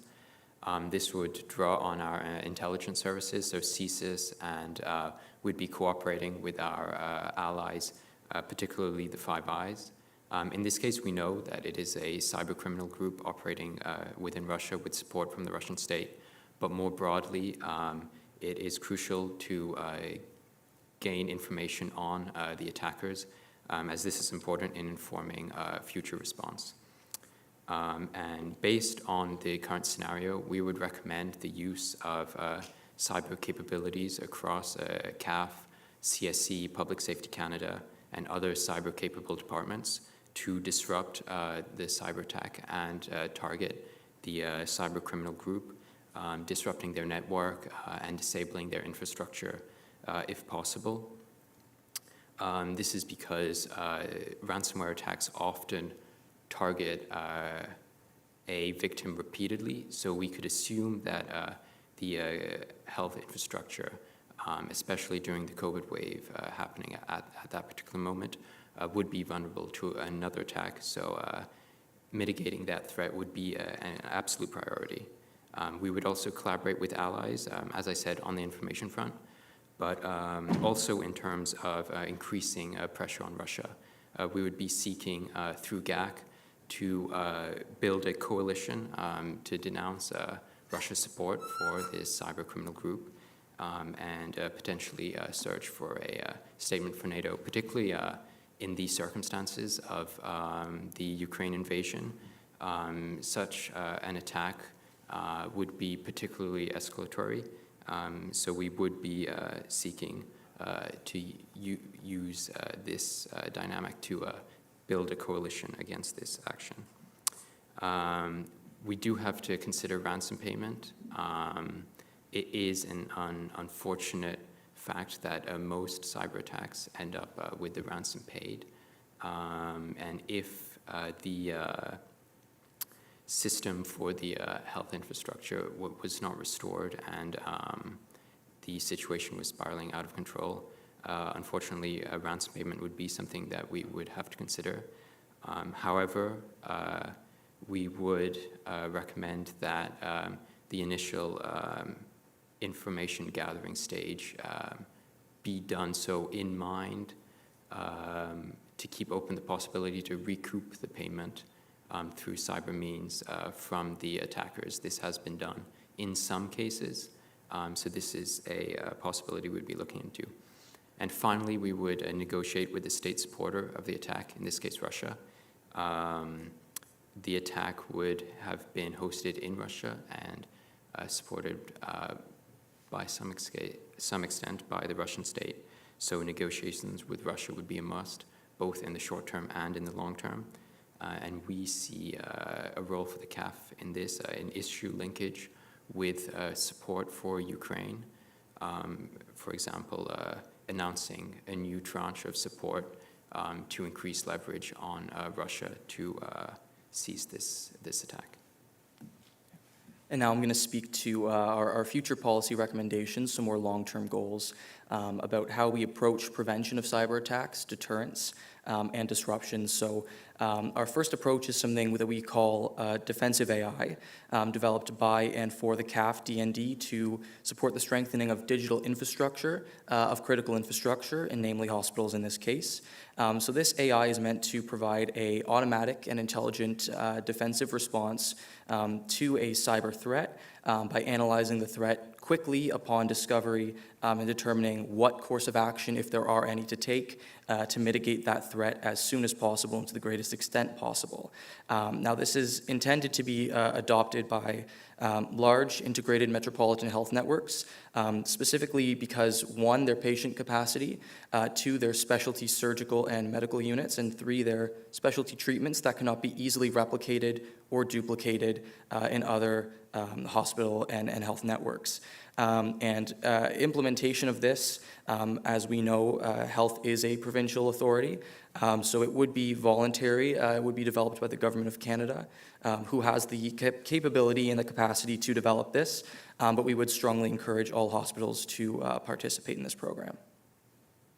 And in a similar vein, we are looking to encourage collaboration with our NATO partners, specifically with the Cyber Center for Defense, NATO Cyber Center, to increase resource sharing, which can include threat data, things like that, to help make us aware of what threats are out there and to make us aware of what our potential responses may be. We will also encourage frequent collaboration through a yearly conference for international stakeholders in NATO to develop mutual understanding, to develop mutual norms, to develop information bases on cyber attacks and how to prevent them and how to disrupt them. And this can also be applied for domestic use. The NATO Cyber Center does offer courses and trainings for domestic use, so we can also have our vulnerable sectors be trained and educated much in the same way the Canadian Centre for Cybersecurity also engages in this kind of stakeholder outreach. Now, we also have another AI-driven idea in a similar vein, but it's distinct in a few important ways. So this is more of a prediction and analysis capability. So this would be used to gather data on cyber attacks to understand who the threat actors are, the origins, how the threat originated, what the threat is, what the malware is, and how these actors are supported, so things like financing, hosting, and cyber infrastructure. And this would be used for an after-action or in-action analysis of the cyber threat, so to identify the threat, to identify possible remedies, to ensure that the threat is not spread or there are not other vulnerabilities that can be easily exploited, and to also increase predictive capacity. So if we understand what the threats are, if we have a database and the AI can allow us to understand how it compares and how it might be similar to other threats, this will allow for better threat forecasting to enable deployment of scarce cyber resources and to allow for more efficient and effective responses with an increased certainty of what the target is. In addition, this can also help to identify patterns of attack and unknown or uncommon vulnerabilities that can then be addressed.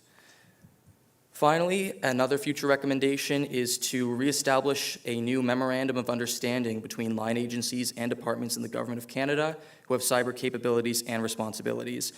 There's been a significant shift in capability and in responsibility the last couple of years, most notably the movement of the Cyber Operations Center from Public Safety to CSE, amongst other things. So in this way, we can improve connections between agencies and enable a more effective whole-of-government approach to establish a more effective national deterrence posture in the cyber environment.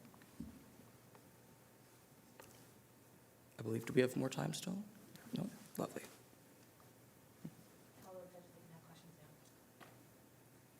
Are there any questions?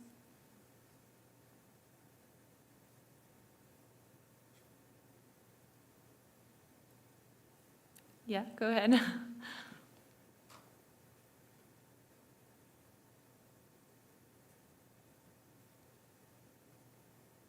Hello, can you hear me? Yep. Okay, thanks a lot for your presentation. and it was very insightful. So you didn't talk about, of course, you propose an AI strategy to foresee the threat and everything, but do you think that there's an easier thing that could have been done by the hospital to be certain they were up and running much faster, to reduce disruption time? For example, why do you think the hospital didn't have an efficient backup strategy to be able to simply restore from backups following the first appearance of ransomware? And what do you do about that? Thank you for the question. I'll have a go at it, and my teammates can add. I definitely think that establishing best practices in the future would be a good idea. I believe my teammate Kalista said in the moment that having a 2 or 3 tiered encryption system would be ideal, and we propose that this is something that should be encouraged across the country. For the scenario specifically for why the hospital did not have a backup, I would propose that perhaps they're not following current Canadian best practices, so perhaps a federal outreach and a cooperation with the provinces to make sure that critical infrastructure have clear information on the threats would be encouraged. Thank you. Yeah, okay. I'll just jump in if that's okay. I don't know what the order of march is. You mentioned in your first slide disrupting the cyber attack in location. I was just wondering, in your sort of exploration of this topic, did you come up with any policy sort of so whats or gaps or sort of, ahas as it relates to, I mean, it's being termed active cyber defense, it's been called forward defense, but did you guys discover anything about that we can sort of glom onto, especially with respect to authorities, when we're talking about hitting them in their sort of, home nations?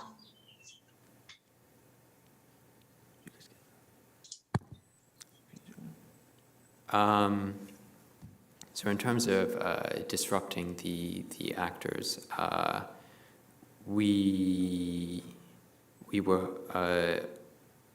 appreciated that there would be some complications being a cyber criminal group. So targeting broader Russian infrastructure would not be an option. That would be escalatory and not necessarily reduce the group's capabilities in of itself. We were thinking in terms of offensive disruption options through our information gathering. We could try and infect their operating systems with malware and potentially reduce their ability to attack. However, none of us have a background in cyber operations specifically, so this would be left a lot to the discretion of CSC and other cyber-capable organizations. We would require consultation with them to flesh out the exact method of disruption.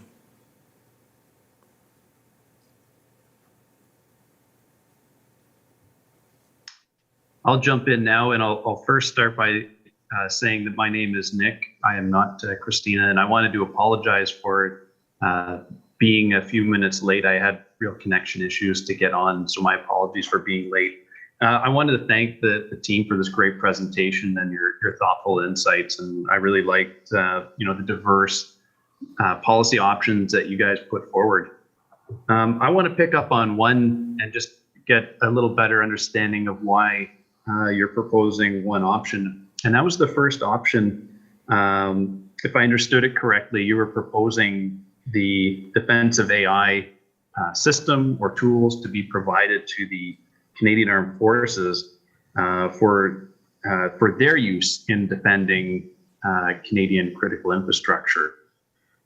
I'm just wondering if you guys might be able to unpack that a little bit more as to why the Canadian Armed Forces typically this role would be more of a fit for CSE, whether through the Cyber Center or through CSE itself.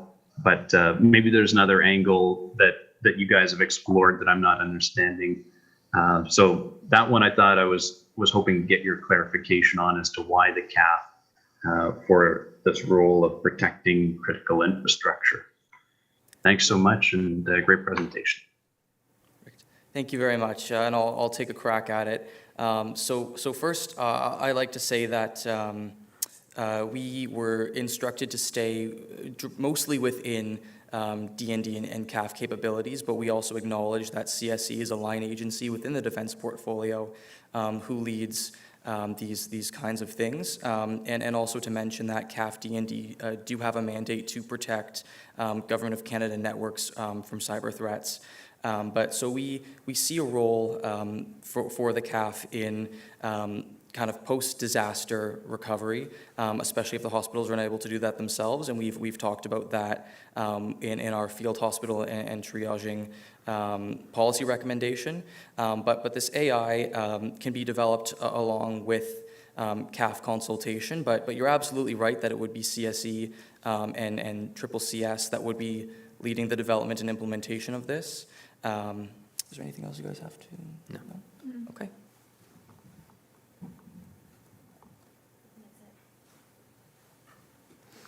Thank you so much.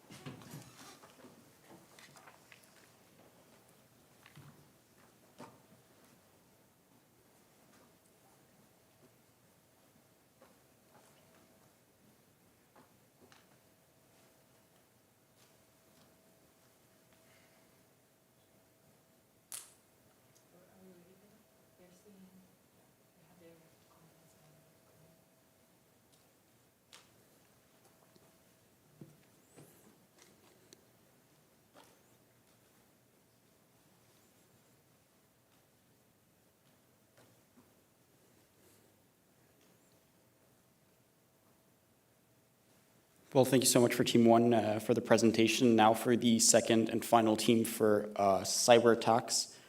We have Narissa Fang from the University of Toronto, Kelly Grounds from Simon Fraser University, and Allison Armstrong from McGill. Hey, hi. Thank you so much for being here today. Together with my colleagues, we are going to unpack this scenario and how we think it can be best handled. Before that, though, we do want to kind of outline how we perceive this scenario and the assumptions we had to make. Here in this scenario, we know that these are provincial hospitals, but we do not know how many were being impacted, which of their operations are being hindered, and the amount of ransom that is being requested. So based on these assumptions, we were given 3 questions to answer. The first is, should Canada pay the ransom? Second, how should Canada respond to this ransomware attack campaign? And third, looking specifically at D&D, how can they protect and dissuade against future attacks? Based on these 3 questions, we developed 3 outcomes that we wanted to have within our policy recommendations. First, we want to develop concrete steps to deter future attacks. We want to also increase Canada's resilience to cyber attacks and increase cooperation between D&D and its allies. Next, I will turn it to Narissa, who will outline some of our responses. Thank you, Kelly. So here's the first question. Should Canada pay the ransom? And we'll compare and look at 2 possible solutions. First, what if Canada pays the ransom? Paying the ransom could get the network back sooner. You can start rebuilding it sooner. And also, you can potentially track the transaction and get your payments recovered. However, on the other hand, not paying ransom will also give you a variety of outcomes. For instance, you have to rebuild the network regardless of paying or not. Furthermore, it actually incentivizes the hackers because it becomes profitable, which encourages the hackers to target more victims.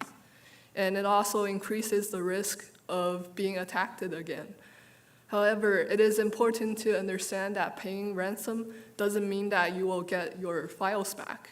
Even if they are recovered, a data breach still occurred, and copy of your files may now be reside with the cyber threat actors. Therefore, the answer is simple and clear. Canada will not pay the ransom. So here's our proposed response to the attack. And as you can see, the DND will not be the only involved party in this challenge. Specifically, GAC, which is Global Affairs Canada, will have the say in attributing the attack.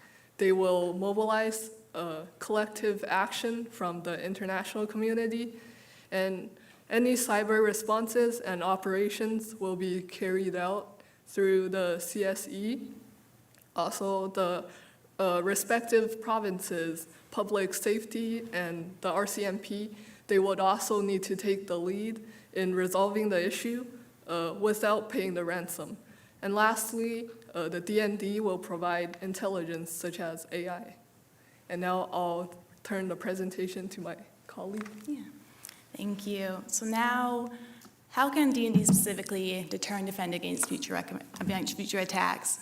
So we propose that there's a collaboration between D&D's new budget mandates and the IDEAS project to increase targeted innovation specifically for cyber threats. This would utilize our competitive projects program to identify the best and most viable options, which could then be developed further using collaboration between the project creators and D&D, get them to an acceptable solution readiness level, which would then be able to get them to the test drive stage, which means that they're getting presented, they're getting tested, you can see them in action, and we get there a lot sooner than we might if this hadn't been a targeted program. Specifically, we think we should prioritize quantum computing, AI, and machine learning in this recommendation. So first, looking at why we recommend quantum computing, there's actually been a previous IDEAS competition called Quantum Leap, but it looked at electromagnetic and gravimetric quantum sensing technologies, so not really a cyber issue. However, quantum computing is not a faraway issue. It is coming, and when it does, it will change how we consider encryption and how we protect our data. So getting the edge now, investing now, and having your technology sooner would give Canada and D&D the edge later on when this becomes a more common technology. In the case of ransomware specifically, the parties, they will encrypt the data and require ransom to get a decryption key from the victim in order to have their files come back. However, quantum computing has the potential to nullify our current encryption, which could then, in turn, get the victim's data back without them being forced to pay a ransom. Additionally, quantum encryption could be used to further protect the access points of our national networks and therefore make candidates overall more resilient to cyber attacks. Next, I'll turn to Ali, who will talk about AI and machine learning. Okay, thank you. I'm going to be talking about artificial intelligence and machine learning. So AI and machine learning are now becoming absolutely essential to cybersecurity. These technologies are capable of analyzing data and tracking a wide variety of cyber threats, including the use of ransomware.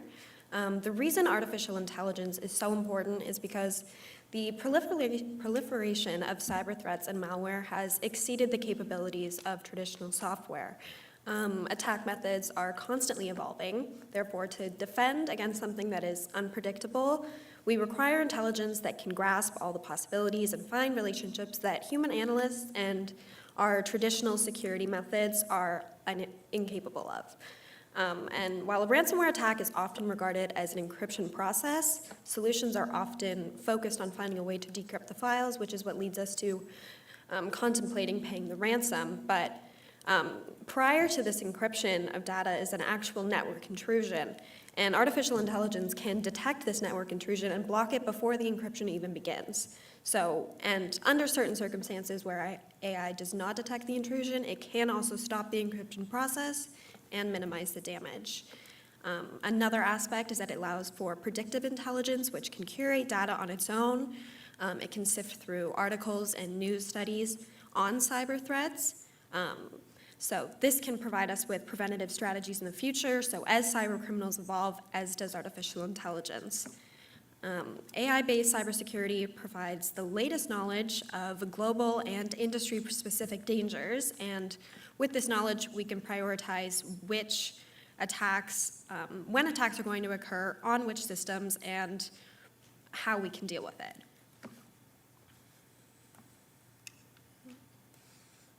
Okay, so now I'm going to be going over some of the pros and cons of our approach.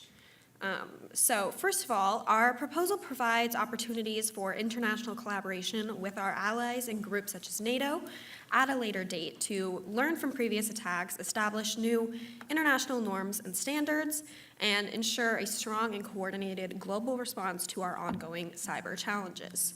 And as I said previously, AI can get ahead of these attacks, as can machine learning, and we can predict future security trends.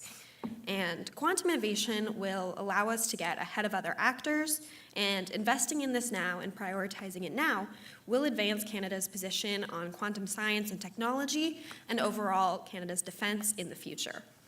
Now, as for the cons, artificial intelligence is not perfect. There is accidental bias and errors, often through overgeneralization of assuming things are threats when they aren't, and overspecification.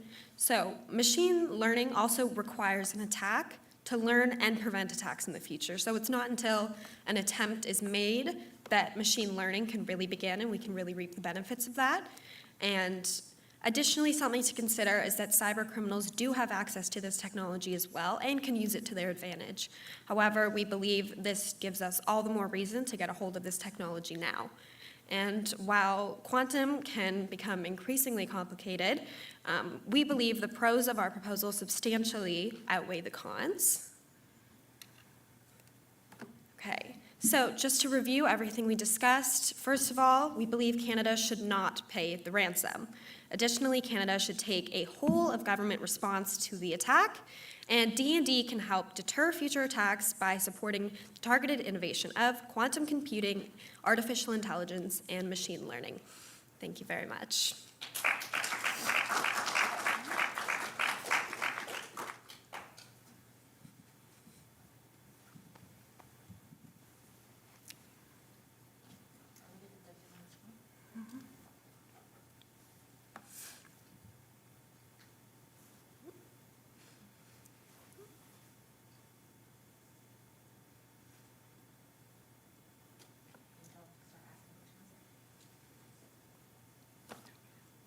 We're ready for your questions whenever you're ready to give them to us.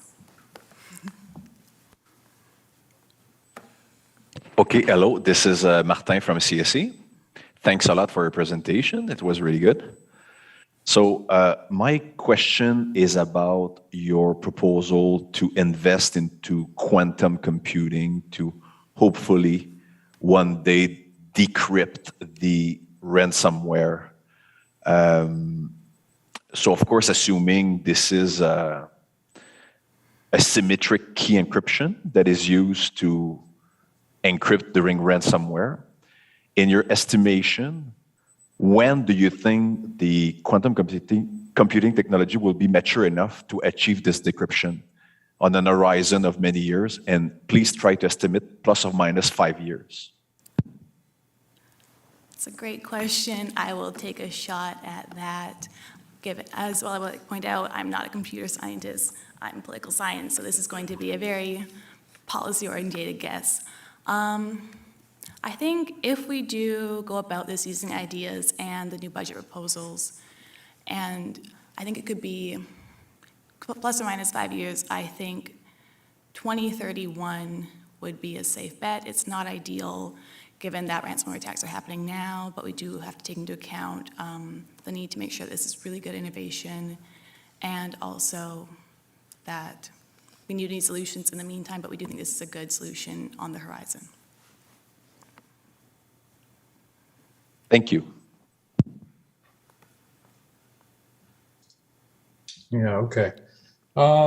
So a whole lot of your strategy here seems to pivot off of this, what do you call it, the edge, the quantum and AI edge. I was just wondering, in your exploration, did you find any like policy implications to help us protect that edge? Do you want to take that? Okay. I think it is one of those challenges. We did talk about how hackers also have access to the same technologies. So even when we do get this technology on the ground and running, there is a risk that the other side will also have it, and they might have it before us. And I think that is one of the unfortunate elements of defense in general. Once you play your card is known. And protecting our edge on the technology would have to require further innovation, I think. So this is not, 2031, we're not going to just full stop the innovation. I think this is something that is required to be a continual process in order to keep our systems and our edge up to date with the latest innovation. Thanks. Hey guys, that was a great presentation. As someone from a policy perspective, I like the nods to the recent budget considerations as well as your whole of government approach and cooperation. So, great presentation. My question is regarding your third recommendation. So you said that the application of AI and machine learning will help the Department of National Defense and presumably the Canadian Armed Forces to better deter these types of attacks. I'm just wondering if you can take that a step further and just let me know and let the group know some of your thinking about how they might do that with these tools that might, speak to more of a D&D Canadian Armed Forces mandate in this space. So what I heard was providing those tools will help with deter some of that activity.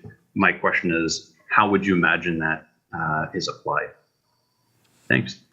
That's a great question, thank you. I think artificial intelligence and machine learning, it's very volatile. So while in our research for this presentation, we were looking directly into ransomware and using the framework of the hospital attack, developing these technologies can be used in numerous aspects for Canadian defense. And quantum science is not exclusive only to computer technology. We can use it in many aspects. So I think investing in this is not, it won't be exclusive only to this situation. I'm not sure all of the potential possibilities that it could be used for, but it can definitely be applied in numerous different scenarios. If anyone wants to add. I think you nailed it. Thank you.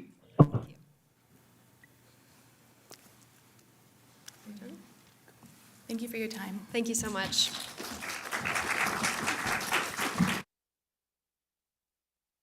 So thank you to the participants, and then once again, a round of applause for the wonderful judges.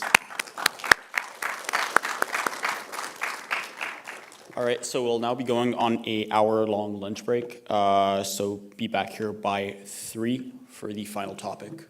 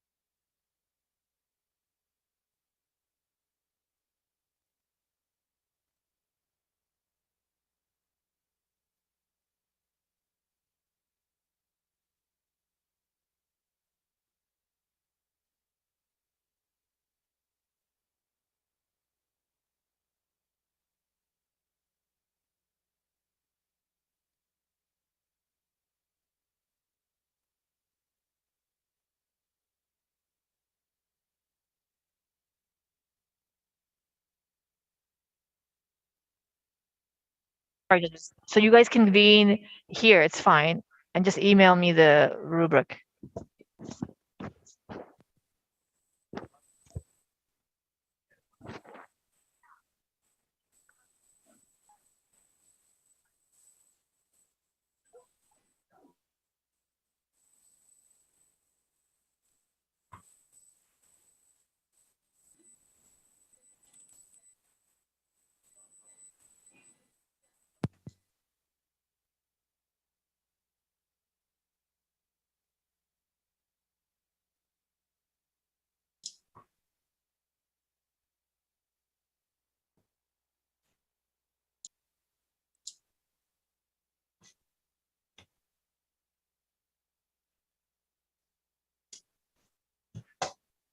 Okay.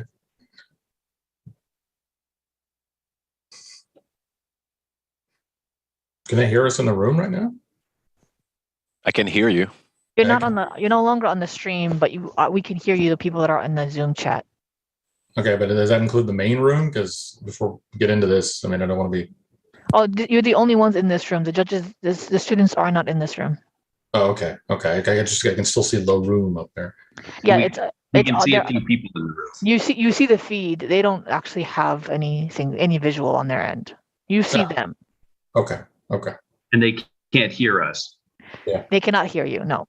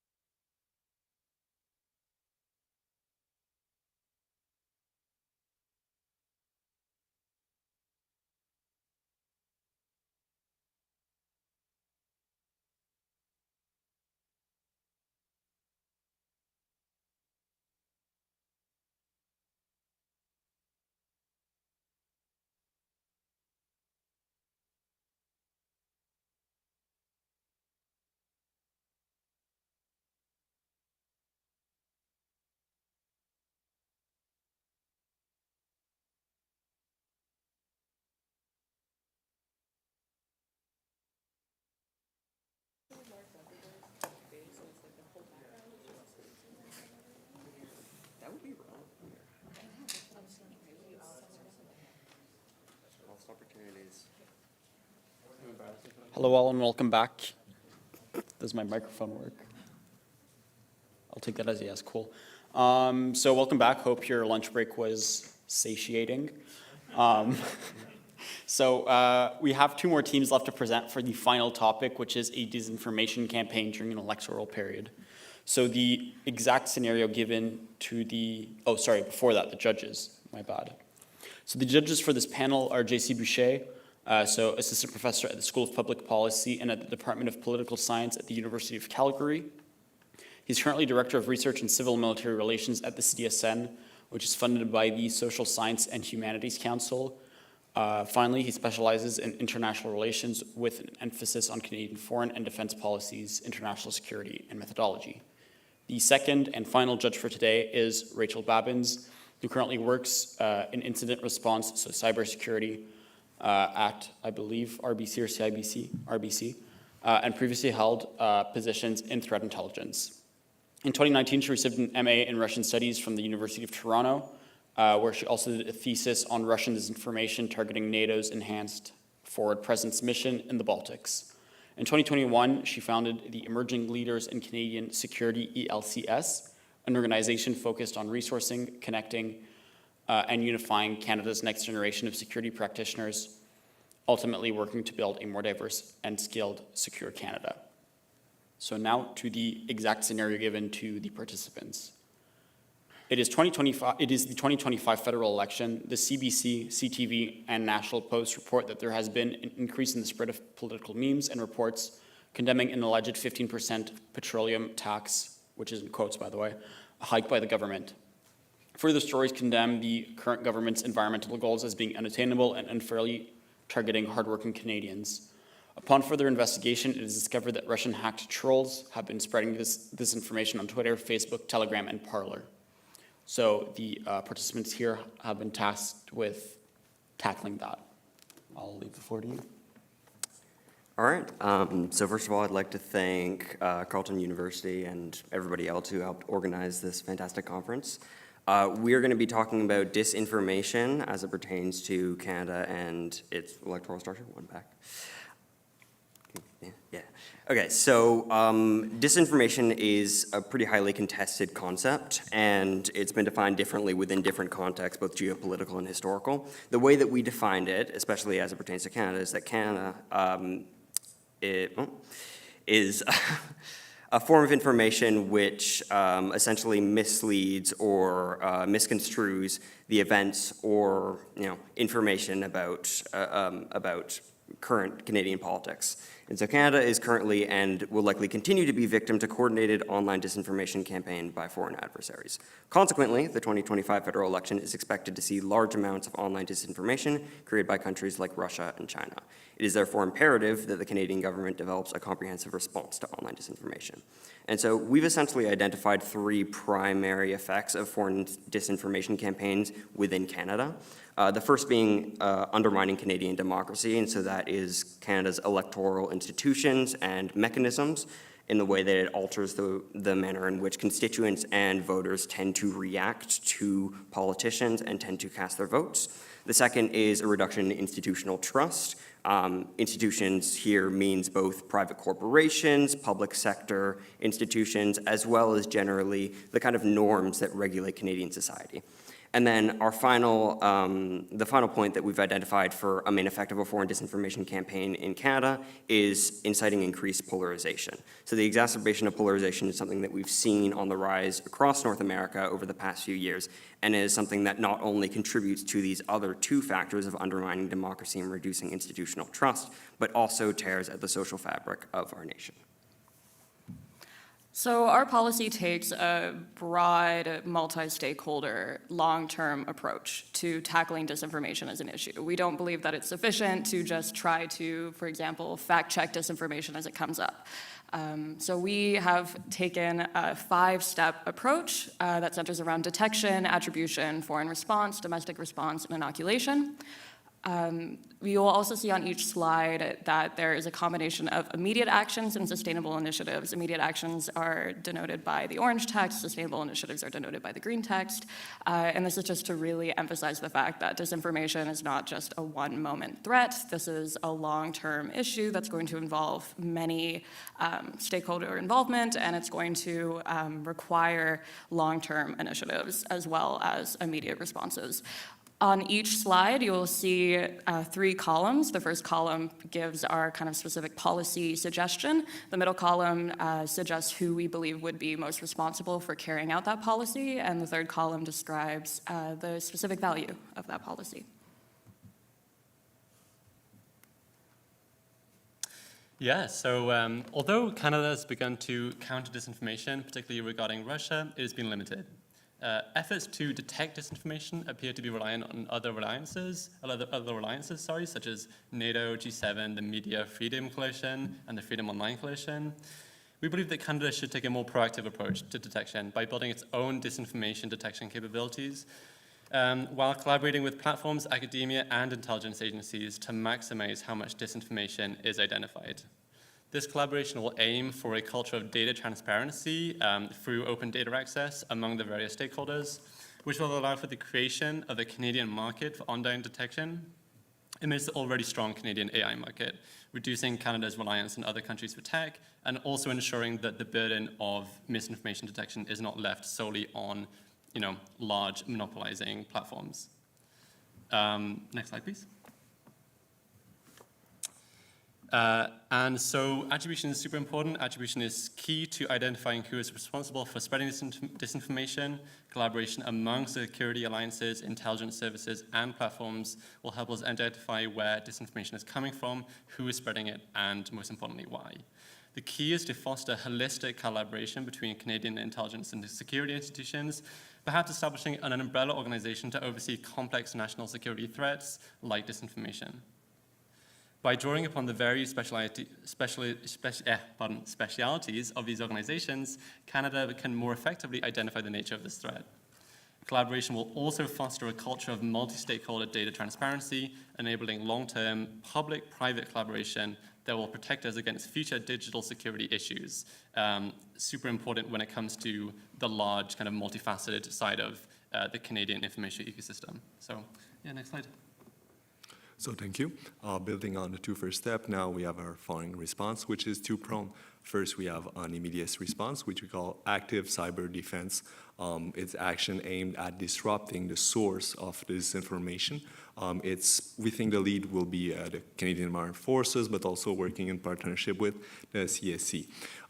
It addresses specifically the problem of undermining the Canadian democratic process. We think that CAF and CSC should take an active role in trying to disturb and block the access of the troll farm, if it's a troll farm, to the internet, maybe go even further, try to go into their computer and block their access to the internet. This approach leveraged the nexus between the information domain and the cyber domain that we are seeing right now. It also directly impacts the production of this information and its dissemination, which will have a direct impact, which will be felt immediately. This operation and this action is also covered by nature. Therefore, it will lower escalation risk, because it will not be attributed. Also, it's limited in its scope. We don't want to go active. For instance, if it's Russia, we don't want to act Russia itself. We just want to attack the troll farm. So it lowers escalation risk. It's also feasible as planned for joint operation between the Canadian Armed Forces and the Communication Security Establishment are part of Canadian Armed Forces Department plans since 2022. So resource and tools already exist. On a more sustainable side, we want Global Affairs Canada to engage with third countries, other countries and our partner, to build law enforcement cooperation agreement so that these countries, if it is discovered and located that a third country is hosting a Russian troll farm, their police force, law enforcement force, can directly intervene to stop the spread of disinformation. Because what's done in the cyber domain, of course, is something, it can have consequences, but there's still a gap, and we think that on the long run, building trust and agreement with partners could be an effective way to make it harder for foreign adversaries to offshore the troll farms and therefore increase the cost of cyber disinformation. So as much as it is important to target foreign agencies or actors who might be dealing in misinformation and in preparation for the 2025 federal election, we've realized it's also very important that we have a domestic response to misinformation, because the domestic factors are key in perpetuating and disseminating disinformation, and it's important that we have, as my colleague said, a multi-stakeholder approach to this issue. So one of the main ways that we want to approach this is by distributing educational materials through Elections Canada. We believe that Elections Canada as an institution can play a greater role in making the public aware of the threat of misinformation, especially as it pertains to electoral structures. And doing so would essentially allow Canadians to identify and counter disinformation independently without, the assistance of either civic bodies or government bodies or corporate bodies. A second approach that we want to take is building some unity among Canada's political parties around the issue of disinformation. And we all know that polarization is growing. This is one of the key things that we want to address with relation to misinformation. But at the same time, in Canada, we have been able to achieve a remarkable degree of partisan unity over a number of issues. Russia and Ukraine is one notable example at the moment. And so something that we want to kind of build on is not necessarily mandating, but encouraging political parties to take a common stance on disinformation.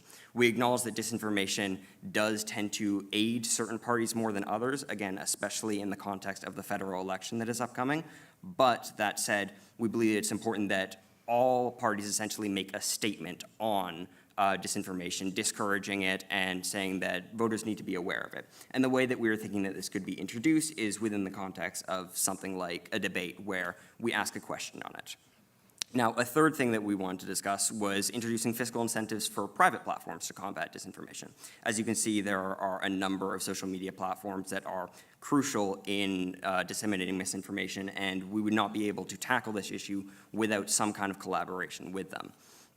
So something that we've been exploring is the creation of tax incentives for platforms to essentially enact evidence-informed disinformation combating techniques, such as community account bans, addressing algorithmic bias, and systematically preventing echo chambers. And some of this will help address the way in which misinformation is distributed, in that it often tends to be targeted at vulnerable populations, ones that tend to be most susceptible to radicalization.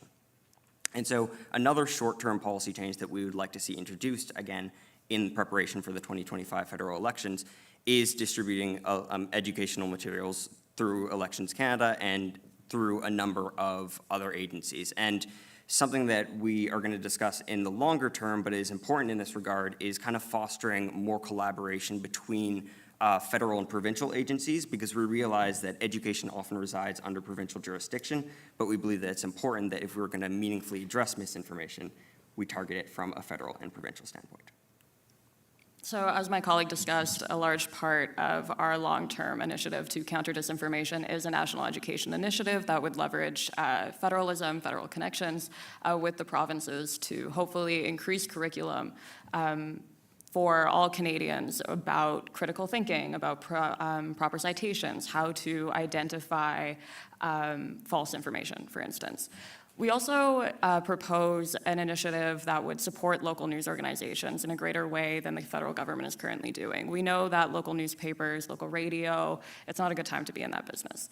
But we want to make sure that that isn't the case, because we believe that when people have access to reliable news about their communities and about the issues that directly impact them, that will revitalize these communities by connecting people more to their local issues. It'll give Canadians greater access to reliable and pertinent news and reduce their dependence on online sources. So the idea behind this kind of inoculation concept is that even though disinformation is going to be a threat, we want to mitigate how impactful and how important that threat might be.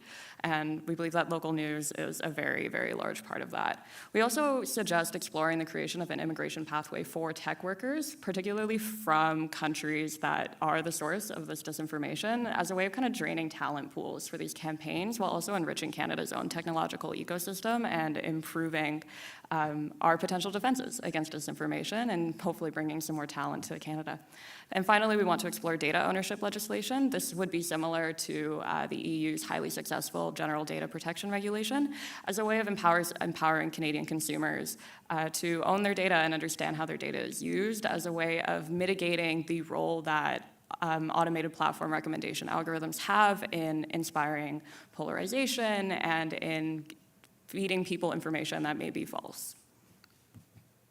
In conclusion, we think that the combination we propose of short and long-term solution is both comprehensive and because it's platform agnostic and adversary agnostic, for sure we craft these solution having Russia and specific platform in mind, but we think that it can be applied both in 2025 federal complex and also going forward. It also strikes a balance between, of course, keeping Canada safe and our democratic process up and running, but also keeping our information system open and free to input. Thank you.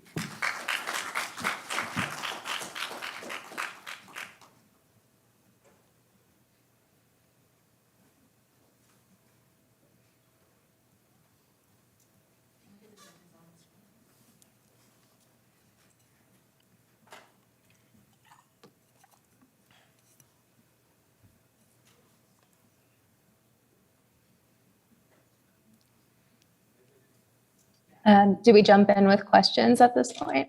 Yes, Just to clarify. Yeah, okay.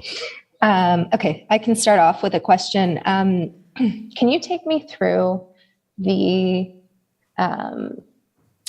identification and attribution process? So say, rather than on sort of like a large scale, there's going to be, AI and there's going to be this, I guess, technical way that things are identified.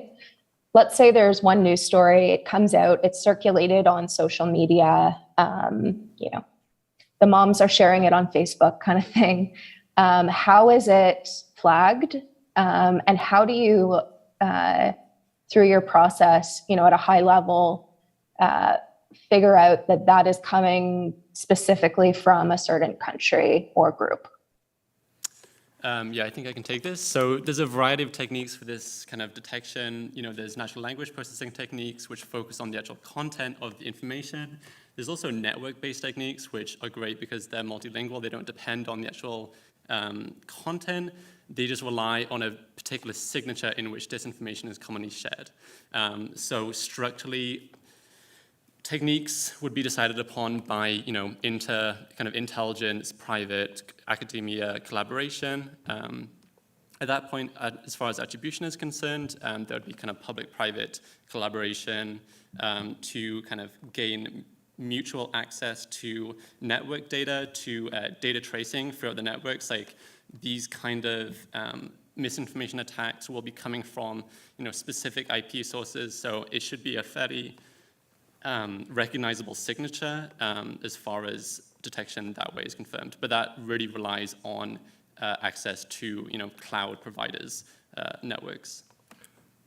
And if I may add something to bounce off on Ben's comment, also for the attribution, we in Canada, we are part of Five Eyes, so we can leverage the knowledge of our allies, such as the US, to go through maybe some other routes. You meant they probably have some source in Russia and China and other adversaries too, that could inform policymaker about the source and, well, who's the patron, where is it coming from, and what's the goal. So that's the other route, maybe through HUMINT also. Yeah, and I was just going to add, I think something that we are trying to emphasize in this policy framework is fostering collaboration between a number of different institutions. And I know we've tackled that on the foreign level, we've tackled that in the diplomatic level, we've tackled that in kind of a public-private level, but we believe that tackling disinformation is going to necessitate drawing upon a variety of resources. And we think the fact that Canada has so many agencies that are either dedicated to some sort of intelligence sharing or following these leads is valuable, but the problem is they're often not united under a common agenda. And so that's why we were discussing something like creating, a national security agency, an umbrella organization, which has the imperative to address disinformation and can pull upon these resources while also leveraging connections to the private sector, which is going to be important, as Ben said. And to address that point about what do you do when it's already, the moms are already sharing it in their Facebook groups, that's where that education component really, really becomes important, because we know that disinformation is online. There's not too much that we can do about that in terms of it existing in the first place, but one of the things that we can do is inform Canadians about how to identify it, where it might be coming from, why it's bad, and hopefully encourage them to not share it.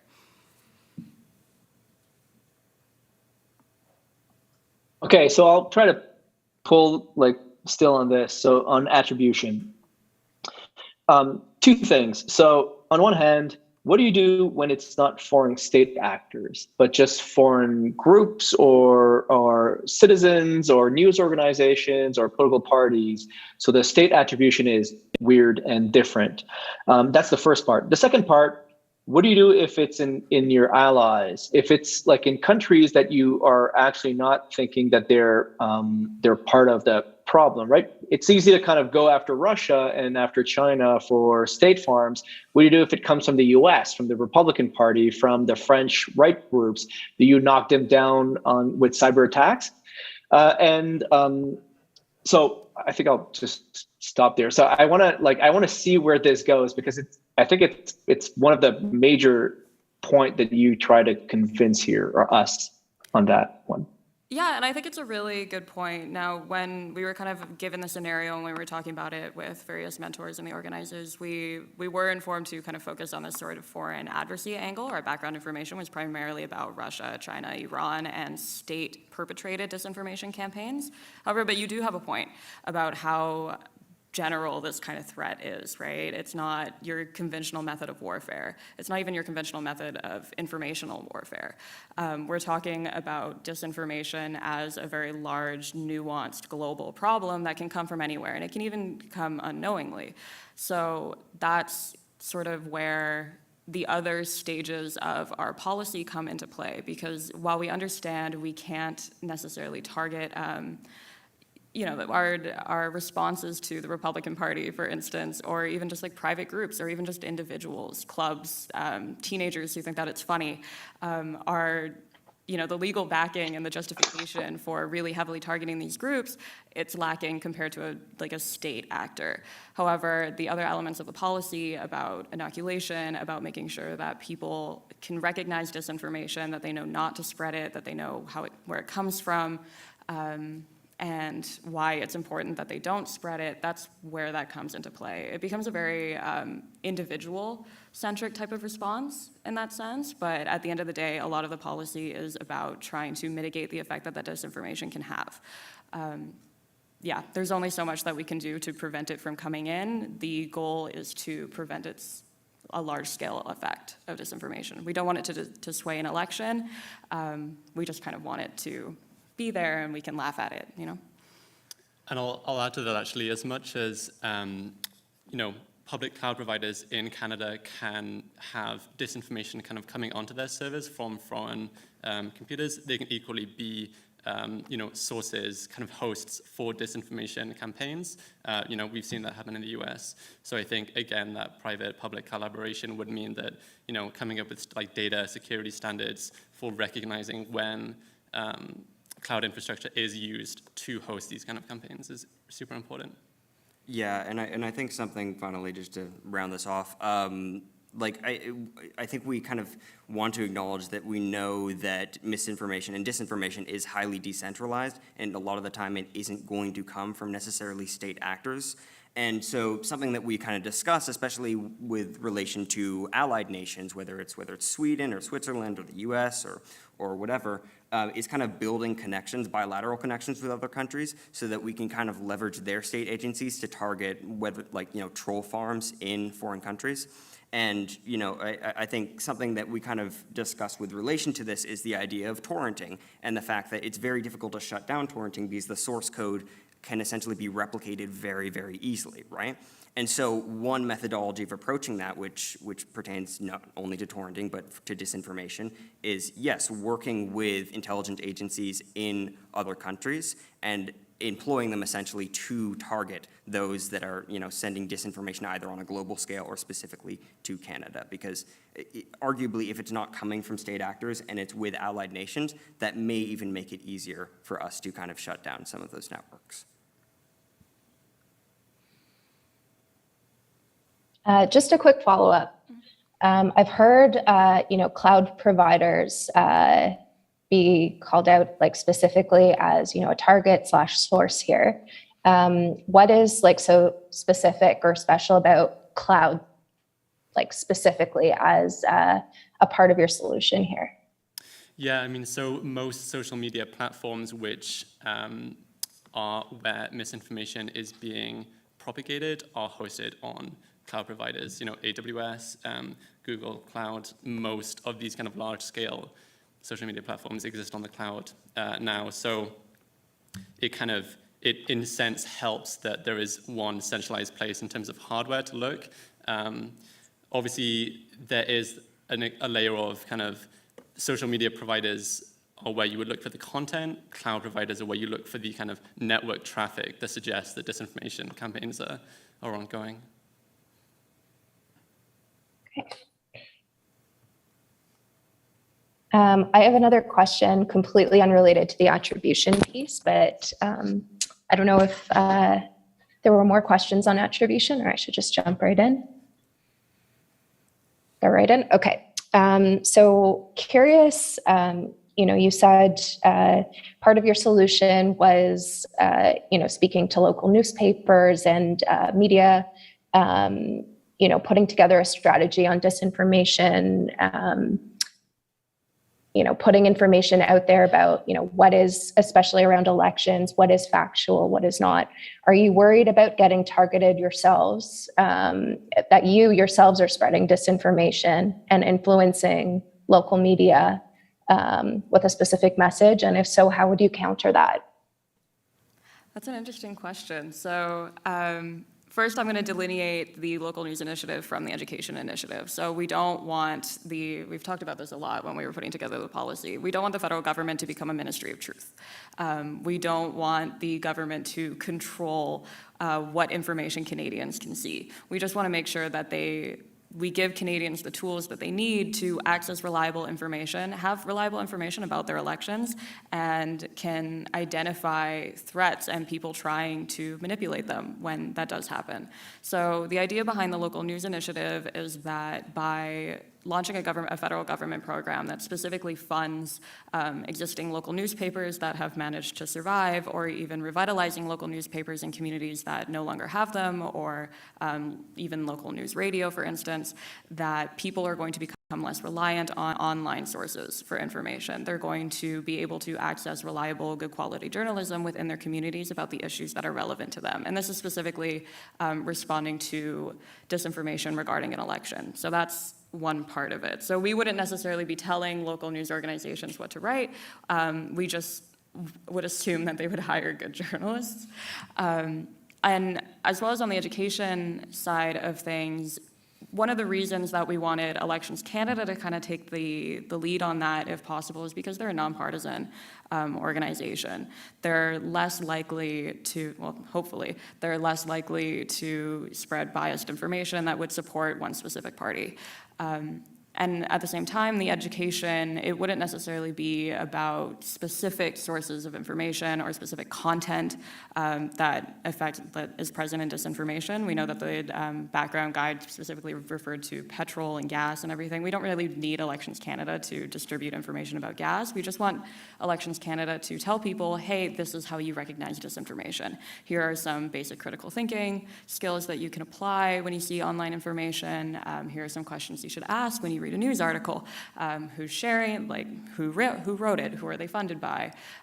Is this a major news organization, or is this a minor website that's a little bit glitchy and has some typos on it, for instance?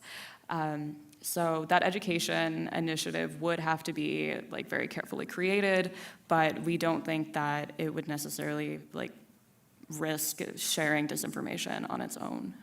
And I think I want to say, we do recognize that there is a risk of this being politicized. You know, if you are funding local news organizations, certainly there are political elements that are divided regionally, especially in a place like Canada.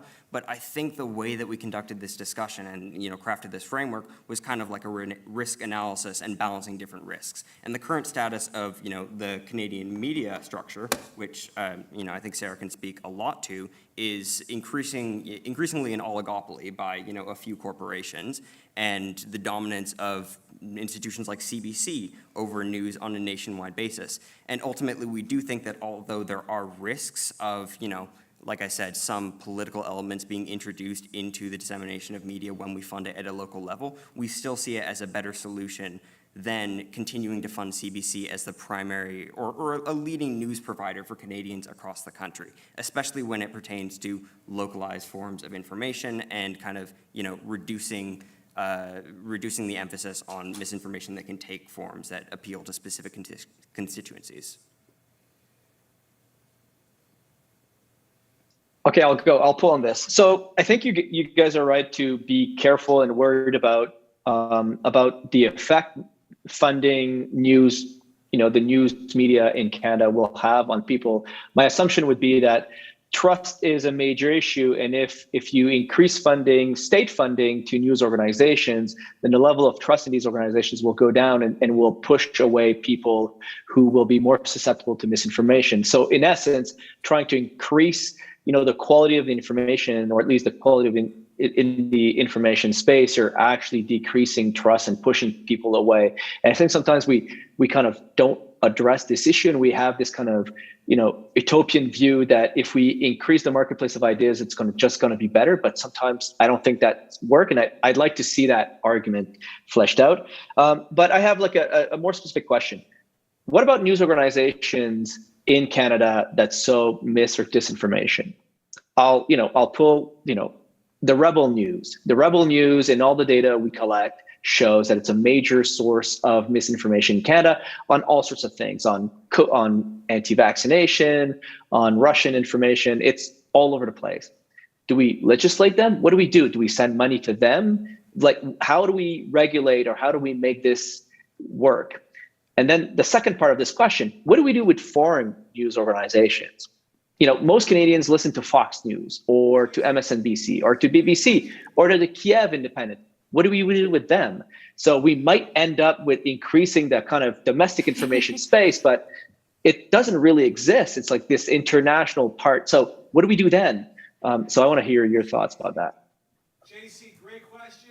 We're out of time. We got nothing to go through. Save that for the next panel. I would love to answer your question, though, so you could definitely send us an email. We can talk a bit more about this local news initiative once we have more time. Thank you. Thank you. Thank you. Thanks.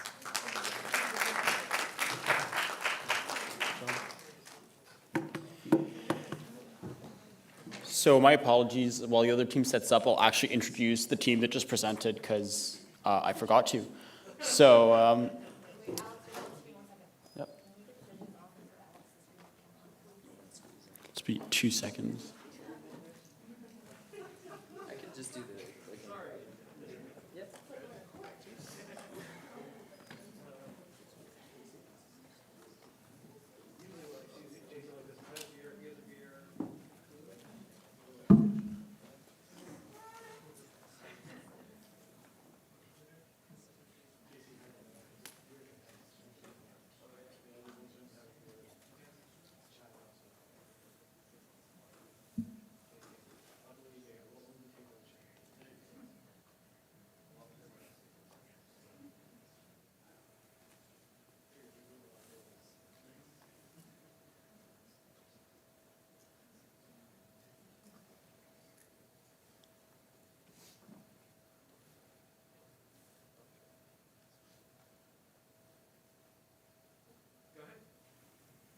Cool. So just as a quick intro of the previous team, there was actually Dua from the University of Toronto, Arnaud Tremblay-Coutenoir from the University of Ottawa. Is that correct? Yeah, cool. And Sarah Parker and Ben Steele from McGill. And now the final team of the day, as people say, last but certainly not least, we have Jonathan Afik-Levi and Aiden Harris from UFT, as well as Madeline Koff from McGill University. The floor is yours. Awesome. First want to take the time to thank the CDSN, the DND, the Young Minds Program, CAF, and Carleton University for making this opportunity possible, and recognize that we're meeting here today on unceded Algonquin land. We just haven't done that, so wanted to make space for that. I'll turn it over to you. Yeah, thank you. So to begin, given the issue of disinformation within the Canadian information space, and given the scenario that we were given where there is an increased level of disinformation within the 2025 Canadian federal election, our group decided to focus on 3 problem areas that we thought were predominant within this issue. So the first problem area is the trustworthiness of information within the Canadian information space. What we wanted to address with our policies is the trustworthiness of information that Canadian voters are receiving and their ability to fact check this information, which is something that is a bit of a problem within Canada. The second issue is the level of discord that is growing within the Canadian political system. As we have seen over the past decade especially, we have increased levels of polarization that are only growing and not decreasing. So what our group wants to achieve with some of our policies is to decrease the spread of polarization and to bring Canadians closer to the center once again. And the third topic is the potentiality of discord within NATO allies, and especially democratic NATO allies. So with the greater interference of Russia, China, Iran, and other countries, and other non-state organizations that are interfering with our elections and politics, we want to come up with policies that can work with NATO allies to collaborate together on these issues. Awesome. So like our colleagues that have already presented, we are going to be focusing on a policy regime that emphasizes both short-term, immediate, and long-term resilient responses to this issue. We've identified a couple of key stakeholders: citizens, social media corporations, journalistic institutions, state institutions, and then apparently this isn't the final PowerPoint we submitted because we also have international institutions on that little bullet point there. And just to quickly say, this is an example of a meme you could see in the 2025 election. So this is the first of our policies which is really addressing the issue of misinformation in the 2025 election in the short to immediate term. Now, unfortunately, there are very limited responses to countering bot and troll networks. In the very immediate term, in the scenario that we were given, the election is already underway, as is the disinformation campaign. And at that point, it's very difficult to properly address the problem.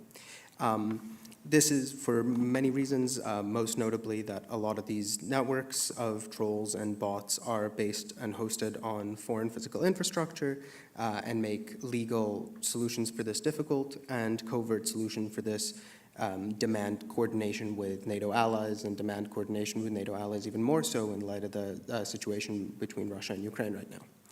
So our initial policy, immediate short-term policy to combat disinformation in the Canadian information sphere, is a two-pronged policy approach to, at the same time, preemptively disclose trustworthy information to the public, and specifically information regarding trustworthiness of sources, and notify interaction with false information under the fact.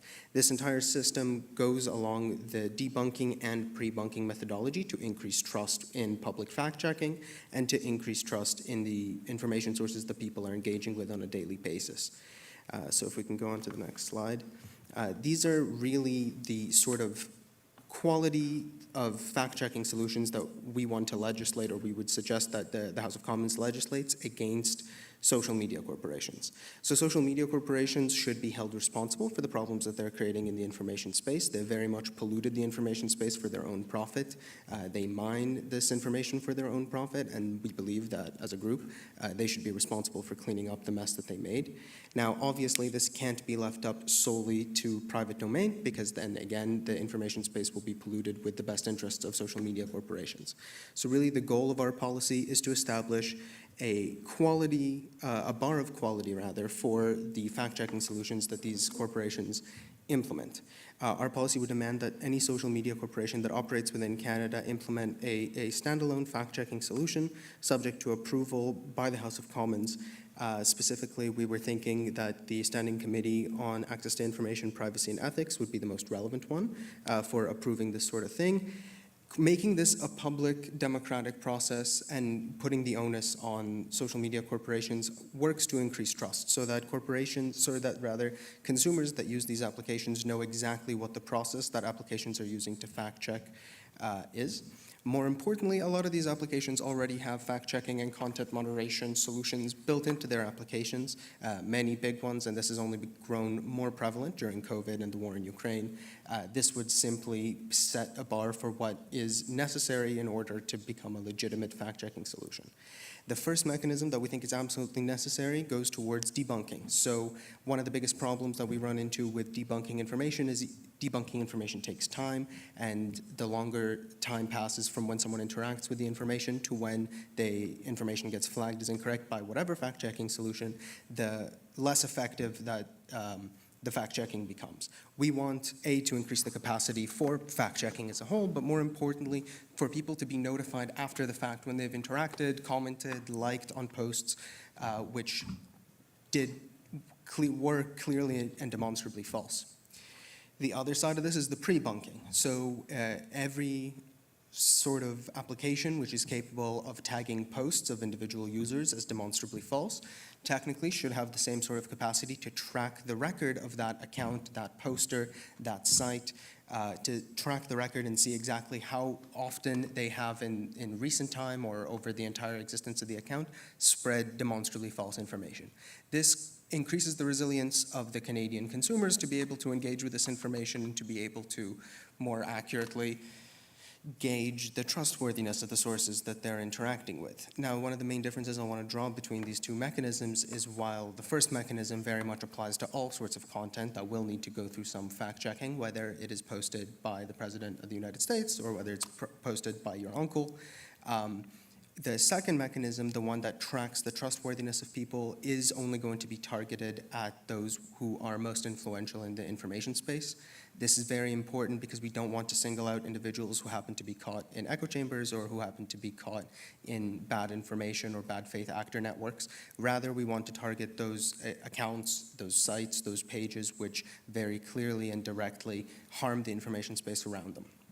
Now, the final part of our policy regarding notification and presentation of disinformation is for these corporations to commit to proportionally increase their company's capacity to monitor and execute these fact-checking solutions as their site grows. Again, this entire thing needs to be subject, this entire policy rather, needs to be subject to public review and public approval to make the process transparent on the one hand and to make the process trust-building on the other. Okay, so the first policies we went over were focused on combating disinformation within the information space. And we also wanted to introduce policies that could strengthen the pre-existing information space that we have within Canada. And one of the biggest issues in Canada today is that we have no Canadian-specific fact-checking site or fact-checking organization. Many of the most reputable organizations for fact-checking exist in the United States, and there are several in other countries, especially in Europe. What we propose is that the Canadian government should fund a Canadian-based fact-checking site that would focus specifically on Canadian policies, because one of the biggest issues we encounter is that most of these fact-checking sites are oriented towards American politics and global politics in general. There is little focus on Canadian politics and disinformation within the Canadian space. So the ability to fund and create an independent fact-checking site that would be both independent from the government and a completely new body that would be separate from pre-existing media corporations to ensure its reliability is paramount, because it would allow the debunking of information to occur at a faster rate within Canada. Awesome. So we've just talked a lot about debunking, and that's important, but it's not as effective as pre-bunking. And first I'll say, because we haven't really talked about this a lot, false information is dangerous because of its ability to affect public opinion and electoral discourse. The proliferation of disinformation can enable discriminatory and inflammatory ideas to enter public discourse and be treated as fact. Once embedded, there's sort of a consequence cascade in which Canadian democracy, institutional trust, and polarization increases, but the other stuff degrade, and that's not good.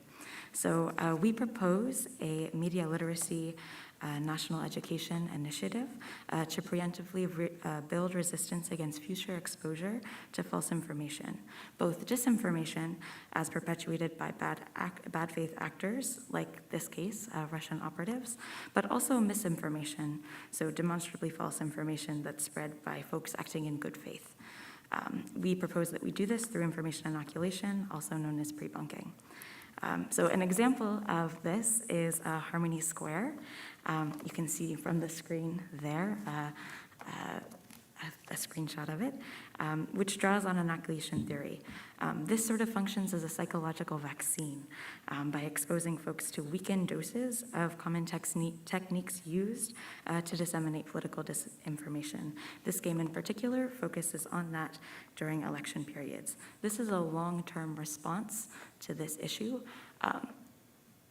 This game could be, adults can play it, I've played it, but also sixth graders can play it. So we would suggest that this is implemented in schools for children. And if children are playing this game, that is not gonna fix the elections in 2025 if we're already experiencing this disinformation.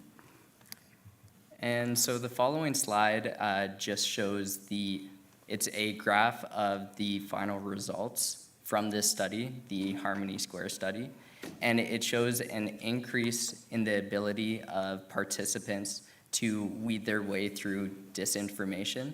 And on the graph, it doesn't look like a major increase, it's only 0.5, but within this area, that is quite a large increase, and you gotta remember that these participants partook in one game and one test trial. And just to further clarify that this is just one example of the numerous media literacy campaigns that the Canadian government can run and that independent institutions can run as well. Awesome. So we've identified 27 NATO countries as allies who could help us raise the reputational costs around conducting disinformation campaigns and help us gain support from other countries to create a coalition to denounce disinformation. So we are interested in continuing collaborative efforts with NATO that you can see up there, Understand and Engage. Canada is really currently an active participant in this working group strategy under NATO. So we're interested in, like our colleagues, detecting an attribution, and specifically having increasing funding towards CSIS and CF Intcom to work with Five Eyes in order to improve attribution capabilities so that we may present accurate info early and routinely, as this is much better than engaging in debunking practices and is more effective. Importantly, we need, and this is a strategy I want to note, may be increasingly effective given the ongoing invasion of Ukraine. It should be easy to rally our allies to our aid on this issue. We really think it's important to mobilize collective action in the international community on this issue in order to promote favorable norms. And on that note, we're going to go to our last slide here. This is just an overview. We the other presentation had this sort of at the beginning, so you'd get to see our roadmap, but you're looking at it now. These are what we've just presented in terms of immediate responses and long-term strategies on this issue. And with that, we'll turn it over to the judges for questioning.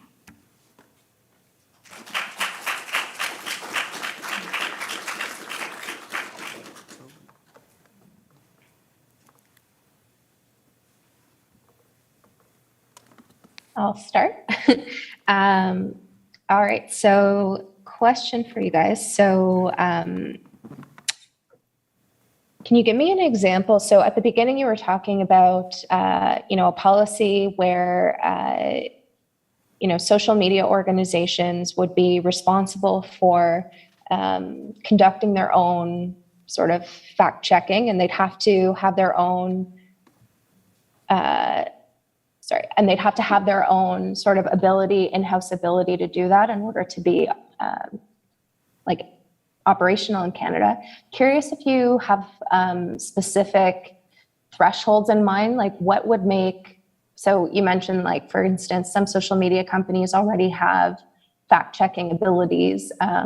What is something that you'd like to see that maybe you're not currently seeing, or what's an example of a criteria that you would need to see in order to be satisfied with a social media company's fact-checking solution? Yeah, so I can take this question. I think absolutely the most important thing is the notification after the fact and keeping a record of it before the fact. I think if we are going to leave this up to social media companies to choose what is true and not functionally, right, if they're serving as the fact checkers, and we've decided on a balance of risks that we don't want the federal government to step into this process. We want the federal government to be responsible for monitoring this process and to be responsible for making this process transparent so as to build trust. But at the end of the day, it is up to the consumer what social media company they're going through, and so long as they have the information of what the fact checking is, that decision that the consumer ends up making as to which applications they use becomes a lot more informed. But I think that the absolutely most important thing is the notification before the fact and the notification after the fact, so that individual consumers, when they engage with this information, they can gauge their own sense of veracity from the information, from the people they're engaging with, and after they interact with false information, they can actually become actively informed. Right now, in a lot of these fact-checking solutions, if you go back to the post, for example, that was flagged or taken down as misinformation, you would see that the post is no longer there, or there is a small notification at the bottom of the post saying, by the way, this is a lie about COVID, please go to the federal Canadian website. But that is not enough. That is not engaging enough for most people, because they will still just read the front headline of misinformation, as is, the human impulse to choose the easiest route. If you get a notification on your phone that's the same as when you get a notification from a DM from a friend that says, by the way, 2-3 weeks ago, you liked a post or you retweeted something that is demonstrably false, and this is why it's demonstrably false, that makes fact-checking significantly more durable and increases Canadians' capacity to engage with false information in a way that is good for them. Yeah, and importantly, this isn't really in-house. We're sort of instituting a bit of a Peruvian tax to make these companies be responsible for the social harms that they're creating. So this fact-checking, we're not just asking monopolies to fix the situation they created. They already have enough PR teams saying that they're doing that. This is distinct from that. I apologize if that wasn't clear in our presentation. Awesome. Thanks. Okay. All right. So so I only get one question, so now I have to choose which one I want to pull on. I'd like your thoughts on who in the Canadian space should do the attribution and data collection part. And I think this is a question that both teams kind of alluded. Should the Canadian government collect data on what Canadians say on social media? And if so, how and where? So either the platforms are doing it and somehow you find them accountable for what they're doing, and you have a trust and verify organization, considering that most of them are foreign companies, that becomes an issue for that part. So how do you do it specifically? Like, what kind of legal, sandbox or environment would you create to make that happen, so that we have a clear sense of what kind of misinformation is spread in Canada and which one is important, which one is not? I can start answering this question. You guys feel free to pitch in. But generally speaking, I think the question of attribution is fundamentally different when you're considering attribution to foreign actors and attribution to domestic actors. The question of domestic actors is fundamentally important, and unfortunately wasn't a big part of the scope of the problem that we were given. I think given the particular example that was given was a 15% petroleum tax, I see a very high chance that there were domestic factors. If that is the sort of propaganda or disinformation that is being spread, I see a lot of domestic interests that would be very much happy with that being the message proposed. When we are talking about foreign actors, undoubtedly there's a much broader range of legal recourses, and there's undoubtedly a much broader range of cooperation with allies that can be done. When it comes to monitoring what Canadians think and say on social media, there really are no good options to my personal mind. I think the solution of monitoring what Canadians say by their government is ethically problematic, but equally, I think that the fact that everything that we do say on social media is being recorded and sold, even if it's anonymized and aggregated by big data companies, is no less ethically bad. We actually, in our discussions, had a lot of talks about whether or not the federal government has some sort of right to intervene and become a player in this data market, which is, a lot of modern policy solutions regarding problematic markets right now are actually centered on not the government replacing the private sector market, but rather the government becoming a key stakeholder and a key player in the market, so that regulation can flow from there downwards to the rest of the market.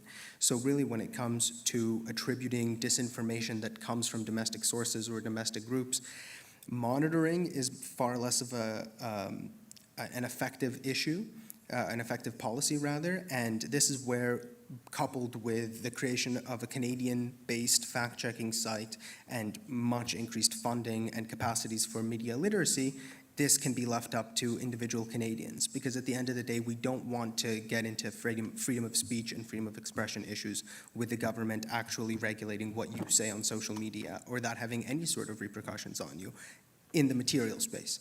In the digital space, I think that is absolutely left up to social media companies, and that's where regulation does need to come in. If that answer made any sort of sense. I kind of rambled at the end. It's not an easy topic, so I think everyone is rambling on this, so that's okay. Yeah, I can just add really quickly. Canada already really does have a very strong internal detection. If something is happening if your aunt tweets something that's hate speech and Twitter doesn't take it down, you're going to be prosecuted. So there already is a little bit of infrastructure there. CSIS isn't collecting data on Canadian citizens going out of their way to do that, but if they have a warrant, they can. So that is, just to say that there already is some infrastructure here. Yeah. We're not advocating a surveillance state on Canadians. What we really wanted to do was strike a balance between government involvement and holding social media companies accountable and making sure that they are involved in the process as well. Because we ended up really wanting to avoid major government involvement, because like you said in your question for the last group, that just ends up creating way more mistrust in the government, and there's already increasing levels of mistrust. So the more the government becomes directly involved, the greater the mistrust will be, right? So with the way we have it set up with the committee, and with the committee reviewing what social media companies bring forward as their fact-checking solutions and as their notifying solutions, allows this back and forth process between the government and these social media companies. It also allows the solutions to become adaptive on an application per application basis. Regulation for Facebook and Instagram and Twitter and, French startup social media companies will all fundamentally need to be different, as will the resources allocated to them, as is definitions for what counts as a popular or influential account. So this allows for a lot greater flexibility and in an ideally transparent process.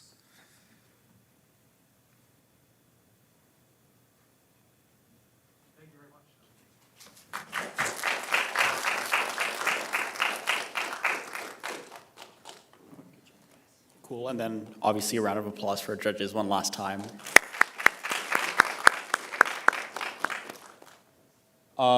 So awards are technically supposed to start in 1 minute, but that's not going to happen. So take a quick 5-minute break just to walk around, and then we'll be back for awards.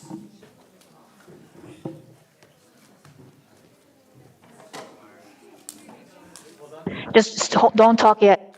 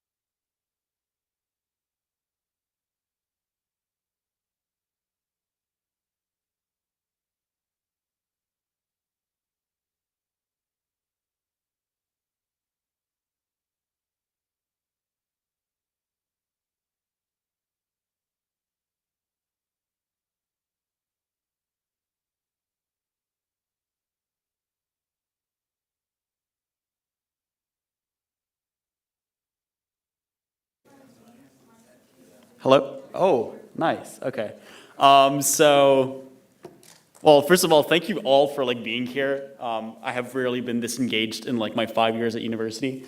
And so it's pretty cool that like it's students who made that happen. I'm not gonna like keep on talking. So the winning team for foreign patrols is, no, drum roll? Yeah, drum roll. Team 2, Max, Aiden, and Cheryl.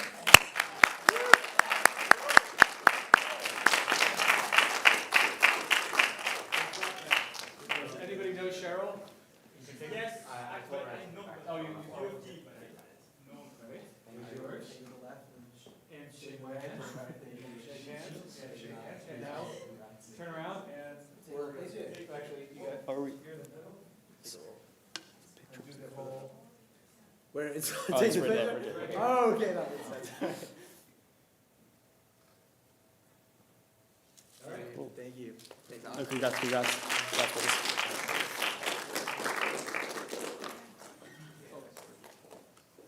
Hold up, you gotta go get the plaque, so y'all can stress for a bit longer. Cyber attack, is that? Oh, and Max, don't forget. I'll come grab it after. Are we not putting them on, are we not recording this? Give me a second, they said presenting without the recording. It's okay. We're running out of time, so we're going on. Yeah, topic 2. So cyber attacks. The winner is, yeah, let's drum roll again, because why not? Team 1, Matthew, Callista, Morgan, and Gabriel.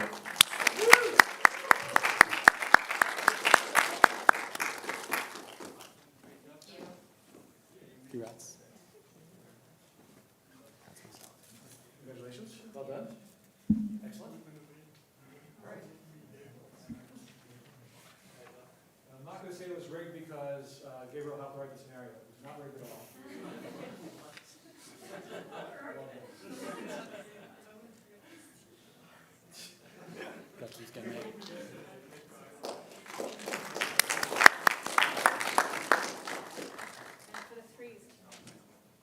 I'm waiting for the email, so sorry. I think you look over here.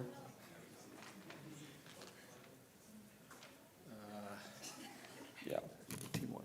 And yeah, so the winner for it's team 2. No, I'm joking. It's team 1. Actually, Oh, that's y'all. Yeah, in the back. Yeah, Sarah, actually, Ben. do we have a fourth one of these? Yeah, let's post drum roll, please. Thank you. Yeah. That's Ben.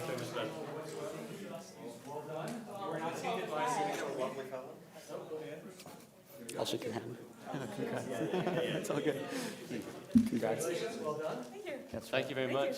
Yeah. Excellent. Cool. Good job. I don't know how it is. Rachel? That looks great. Thank you. Well done, folks.